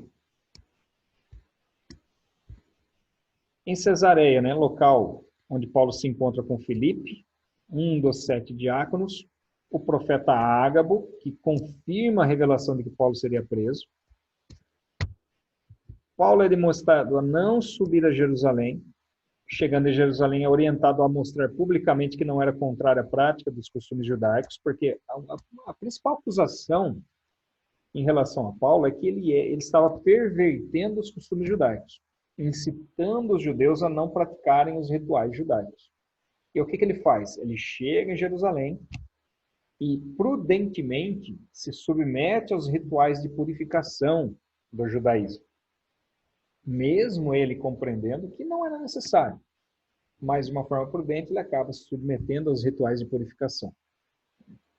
Mesmo assim, ele é preso, né, acusado pelos judeus de pregar que não era necessário guardar a lei de Moisés, é expulso do templo e levado diante do Sinédrio, né? Naquele local, ele quase foi espancado pelos judeus e açoitado pelos romanos. Só não foi porque invocou a cidadania romana. Então, quando Paulo aqui é levado lá, ele consegue fugir dos judeus, é levado diante dos romanos, eles falam em açoitar a Paulo, mas aí, nesse momento, o que acontece? Paulo invoca a sua cidadania romana. Né? Vamos ver aqui nos textos, aqui, ó, 21, versos 31 e 32. Procurando eles matá-lo, chegou ao conhecimento do comandante das tropas romanas que toda Jerusalém estava amotinada. Então esse, levando logo soldados e centuriões, correu para o meio do povo. Ao verem chegar o comandante e os soldados, pararam de espancar Paulo. Então ele estava sendo espancado ali por judeus. Ele quase foi espancado, ele foi espancado, né? Mas ele só não foi mais espancado porque os romanos chegaram ali. Verso 35. Ao chegar às escadas, foi preciso que os soldados o carregassem, por causa da violência da multidão, pois a massa de povo seguia gritando mate-o. E quando Paulo ia sendo recolhido à fortaleza, disse ao comandante: seria possível dizer algo ao Senhor? O comandante respondeu: você sabe grego? Você não é por acaso aquele egípcio que algum tempo atrás começou uma revolta e levou 4.000 guerrilheiros para o deserto? Vamos lá para o 22 agora. 22, capítulo 24. O comandante ordenou que Paulo fosse recolhido à fortaleza e que, sob açoite, fosse interrogado, para saber por que motivo estavam gritando assim contra ele. Quando o estavam amarrando com correias, Paulo perguntou ao centurião que ali estava: será que vocês têm o direito de açoitar um cidadão romano sem que ele tenha sido condenado? Ouvindo isso, o centurião procurou o comandante e lhe disse: que é isso que o senhor está prestes a fazer? Saiba que aquele homem é cidadão romano. Então o comandante veio e perguntou a Paulo: diga-me uma coisa, você é romano? Paulo respondeu: sou. E o comandante disse: eu tive de gastar muito dinheiro para conseguir essa cidadania. Ao que Paulo respondeu: pois eu a tenho de nascença. Imediatamente se afastaram os que iam interrogá-lo com açoites. O próprio comandante ficou com medo quando soube que Paulo era romano, porque tinha mandado amarrar. Então aqui, por que ele fica com medo? Porque isso não era comum de se fazer para com o cidadão romano. O cidadão romano ele tinha direitos especiais diante das acusações. Ele tinha o direito de ser julgado antes de ser açoitado. Olha só que privilégio, né? Falar antes de açoitar, que bate, depois a gente vê o que acontece. Né? Mas com o cidadão romano não era assim. Ele tinha o privilégio de poder ser julgado antes de apanhar. E aquele que contrariasse a lei relacionada à cidadania romana estaria também sujeito às penas que a lei romana previa. Por isso que ele fica com medo aqui de ter mandado amarrar Paulo. Né? Quase foi açoitado, mas Paulo invoca então a sua cidadania. Em função das suas acusações, né, que envolviam aspectos da lei judaica e não da lei romana, o comandante da guarnição romana enviou Paulo para o Sinédrio, que aí é 22:30, quando ele vai falar, vai fazer a sua defesa, né, 22:30, e no 23 ele continua aqui a sua defesa diante do Sinédrio. No Sinédrio, Paulo causou controvérsia entre os fariseus e saduceus. Lembra aquela questão que nós comentamos há algum tempo sobre a diferença principal entre os fariseus e saduceus? Né? Os fariseus eram aqueles que eram maior quantidade, e os saduceus eram em menor quantidade, mais influentes, economicamente influentes. Eram pessoas de classe mais alta. E, doutrinariamente, a principal diferença está relacionada com o fato dos fariseus serem mais rigorosos em relação à lei, e os saduceus, eles têm uma influência helênica, né? Uma influência filosófica, e aí eles passaram a ser um pouco mais liberais. Os fariseus criam na ressurreição, e os saduceus não criam na ressurreição. E o texto ele vai dizer que Paulo utiliza isso, né, como uma ferramenta para colocar um contra o outro. Capítulo 23, verso 6. Como Paulo sabia que uma parte do sinédrio se compunha de saduceus e outra de fariseus, exclamou: irmãos, eu sou fariseu, filho de fariseus. Estou sendo julgado por causa da esperança e da ressurreição dos mortos. E aí, quando ele fala isso, o que acontece? Começou uma discussão entre os fariseus e saduceus. Paulo joga a lenha entre os fariseus e saduceus em relação à questão da ressurreição. E aí, o que acontece? Verso 8, verso 9. Houve, pois, muita gritaria no sinédrio, e levantando-se alguns escribas que eram do partido dos fariseus, discutiam, dizendo: não achamos nesse homem mal algum. E se de fato algum espírito ou anjo falou com ele? Então, olha só. Parar um pouquinho aqui, né? Qualquer semelhança com as coisas que nós vemos hoje na nossa sociedade não é mera coincidência, né? Eu discordo de você até o ponto que o que você fala concorda com o que eu penso. E o inverso é verdadeiro também, né? Eu concordo, defendo a sua causa até o ponto que você discorde daquilo que eu penso. Então, é mais ou menos isso que aconteceu. Os fariseus estavam lá buscando matar Paulo, de repente, Paulo joga lá e fala assim: eles estão brigando comigo por causa da ressurreição. Então, eles, por que você... Nós não achamos mal nenhum nessa pessoa aí. Então, tudo o que ele fala e concorda com o que eu penso é verdade. Tudo aquilo que ele fala que discorda com aquilo que eu penso, eu vou rejeitar e vou combater. E é mais ou menos o que acontece hoje, né? E Paulo usou dessa estratégia, né, para escapar ali dos judeus. Verso 10, ó. Como a discussão ficava cada vez mais intensa, o comandante, temendo que Paulo fosse despedaçado por eles, mandou descer a guarda para que o retirasse dali e levasse para a fortaleza. E aí é o que aconteceu, né? No Sinédrio, Paulo usa dessa estratégia e em seguida é levado para a fortaleza para ser enviado a Félix, né, que era o procurador romano da Judéia naqueles dias, na cidade de Cesareia Marítima. Para finalizar, deixa eu ver se isso é para finalizar mesmo. Exatamente, para finalizar. Não sei se vai dar tempo, 2 minutinhos, mas vamos lá.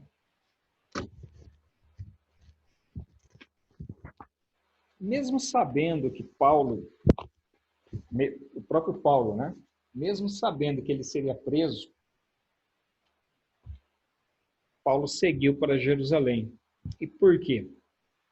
Porque a convicção dele não estava relacionada com aquilo que o homem poderia fazer, mas estava relacionado com aquilo que Deus havia o comissionado para fazer. Ele estava sob a direção do Espírito Santo, e o próprio Espírito Santo já tinha falado a ele que importava que ele fosse para Roma, né?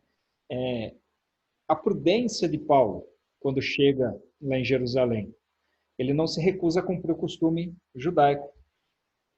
E aí me vem à mente, né, 2 seguidores de Paulo, 2 pupilos do apóstolo Paulo, que foram Timóteo e Tito. Os 2 eram gregos, embora Timóteo tivesse a mãe judia. Mas nenhum dos 2 era circuncidado. Mesmo não crendo que a circuncisão tinha algum efeito, Timóteo se submeteu à circuncisão. Tito já não houve essa necessidade, né? Tito não foi circuncidado, mas Timóteo se submeteu à circuncisão. E por que ele se submeteu? Porque submetendo à circuncisão, ele teria uma abertura maior para a pregação do Evangelho. Então, a questão aqui, até que ponto nós estamos dispostos a abrir mão daquilo que a gente pensa ser verdadeiro em prol de uma maior abertura para a pregação do Evangelho. Eu não sei se eu consegui ser claro aqui com vocês. Às vezes a gente bate tanto o pé em relação a algumas questões, não, porque eu estou certo, e é aquela famosa frase, né? Melhor ter paz do que estar certo, né? Melhor ter paz do que ter razão. Então, Paulo abriu mão aqui da sua liberdade, porque não era obrigado a cumprir os rituais, mas cumpriu mesmo assim. Vou ter que abrir uma outra tela.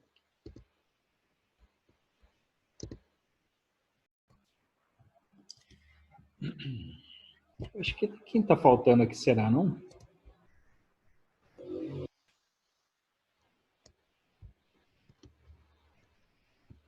A Érica.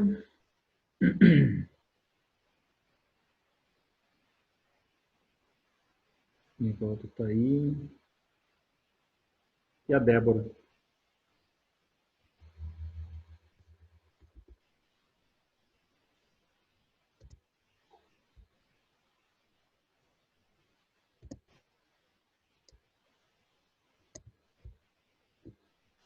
Então, como eu estava dizendo aqui para vocês, né? Até que ponto nós estamos dispostos, né, a abrir mão da razão, né, para que a gente possa ter uma maior abertura? Ou a gente é daquele esturrão, né? Eu estou certo, não importa. Estou certo, eu estou certo e eu não vou abrir mão da minha posição. Então aqui, tanto na ocasião com Timóteo, quanto aqui na ocasião quando Paulo é preso, lá em Jerusalém, ele age com prudência, né? Abrindo mão de um direito que ele tinha, de pensamento, em relação à liberdade que ele tinha, entendendo que aquilo não traria fruto nenhum para ele, mas em relação a outras pessoas, ele acaba se submetendo, então, né? Paulo foi acusado tanto por judeus cristãos, como pelos não cristãos, né? Interessante isso daqui. Porque mesmo alguns cristãos eram contra a pregação do apóstolo Paulo, né? Acusado tanto por cristãos quanto pelos judeus mesmo, né? Que não haviam sido convertidos ao cristianismo. Quando se defendeu, ele não acusou seus críticos, mas chamou-os de irmãos. Olha só. Capítulo 23, verso 1. Paulo, fixando os olhos no Sinédrio, disse: meus irmãos, tenho vivido até o dia de hoje com a consciência limpa diante de Deus. E aí por aí vai, né? Então ele não chega metendo o pé na porta, como se diz aí. Mas ele considerava ali eles como irmãos. A visão que Paulo tinha em relação a essas pessoas eram de pessoas que precisavam ouvir o Evangelho, precisavam de arrependimento e precisavam de um novo nascimento ali através da pregação do Evangelho. E nessa ocasião ele respeita inclusive a posição do sumo sacerdote, né? Aqui acontece um evento que ele toma um tapa na boca e ele fala meio grosso ali com o sumo sacerdote. As pessoas repreendem ele. Você não sabe com quem você está falando, não? Que esse é o sumo sacerdote? E aí ele diz assim, né? Deixa eu só achar aqui.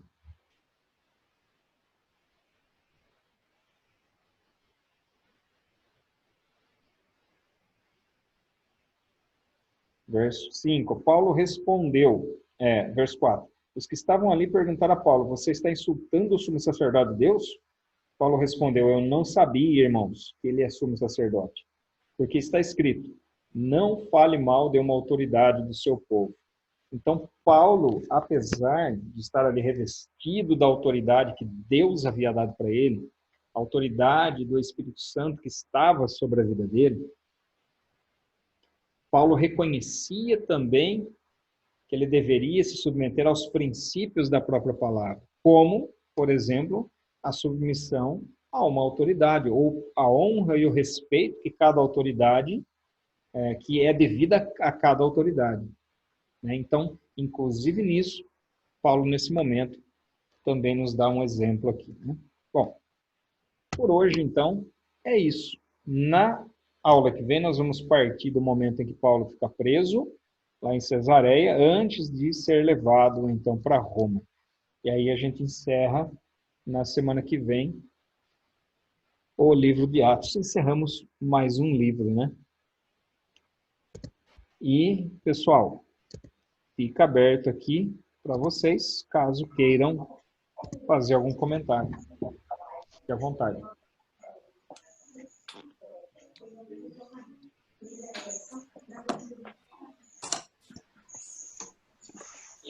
Nada, não?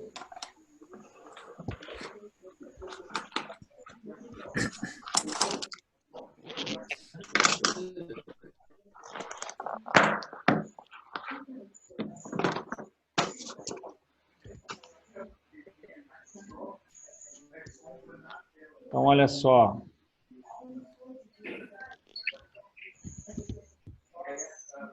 Todo mundo sorrindo para a tela aí agora.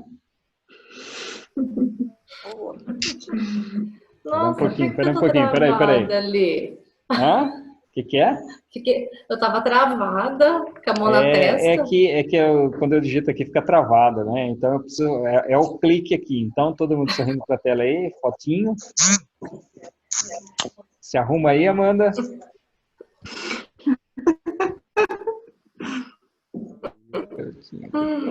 ó.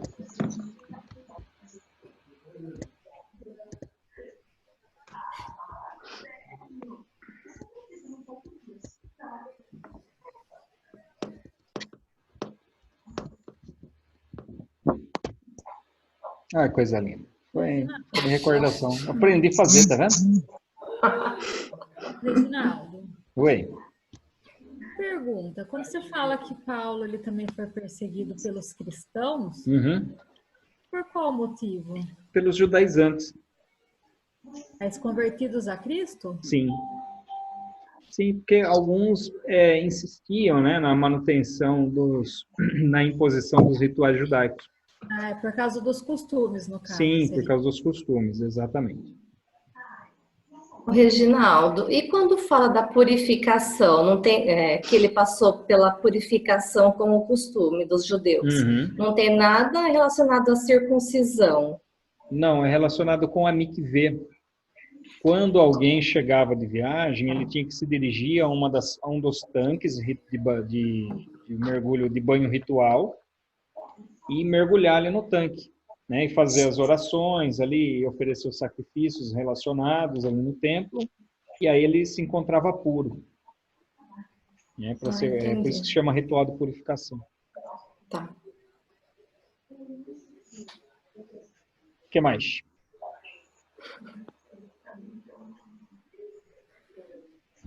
Só? Só isso, Amanda? Então, tá bom. Vamos orar.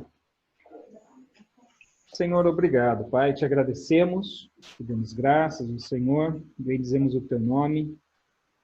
Te agradecemos pelo privilégio e oportunidade. Pedimos a tua bênção sobre as nossas vidas e possamos, ó Deus, todos os dias estarmos na tua presença. Senhor, livra-nos de todos os males, protege-nos, ó Deus, a cada dia, em cada circunstância das nossas vidas, a nós e a todos os nossos familiares.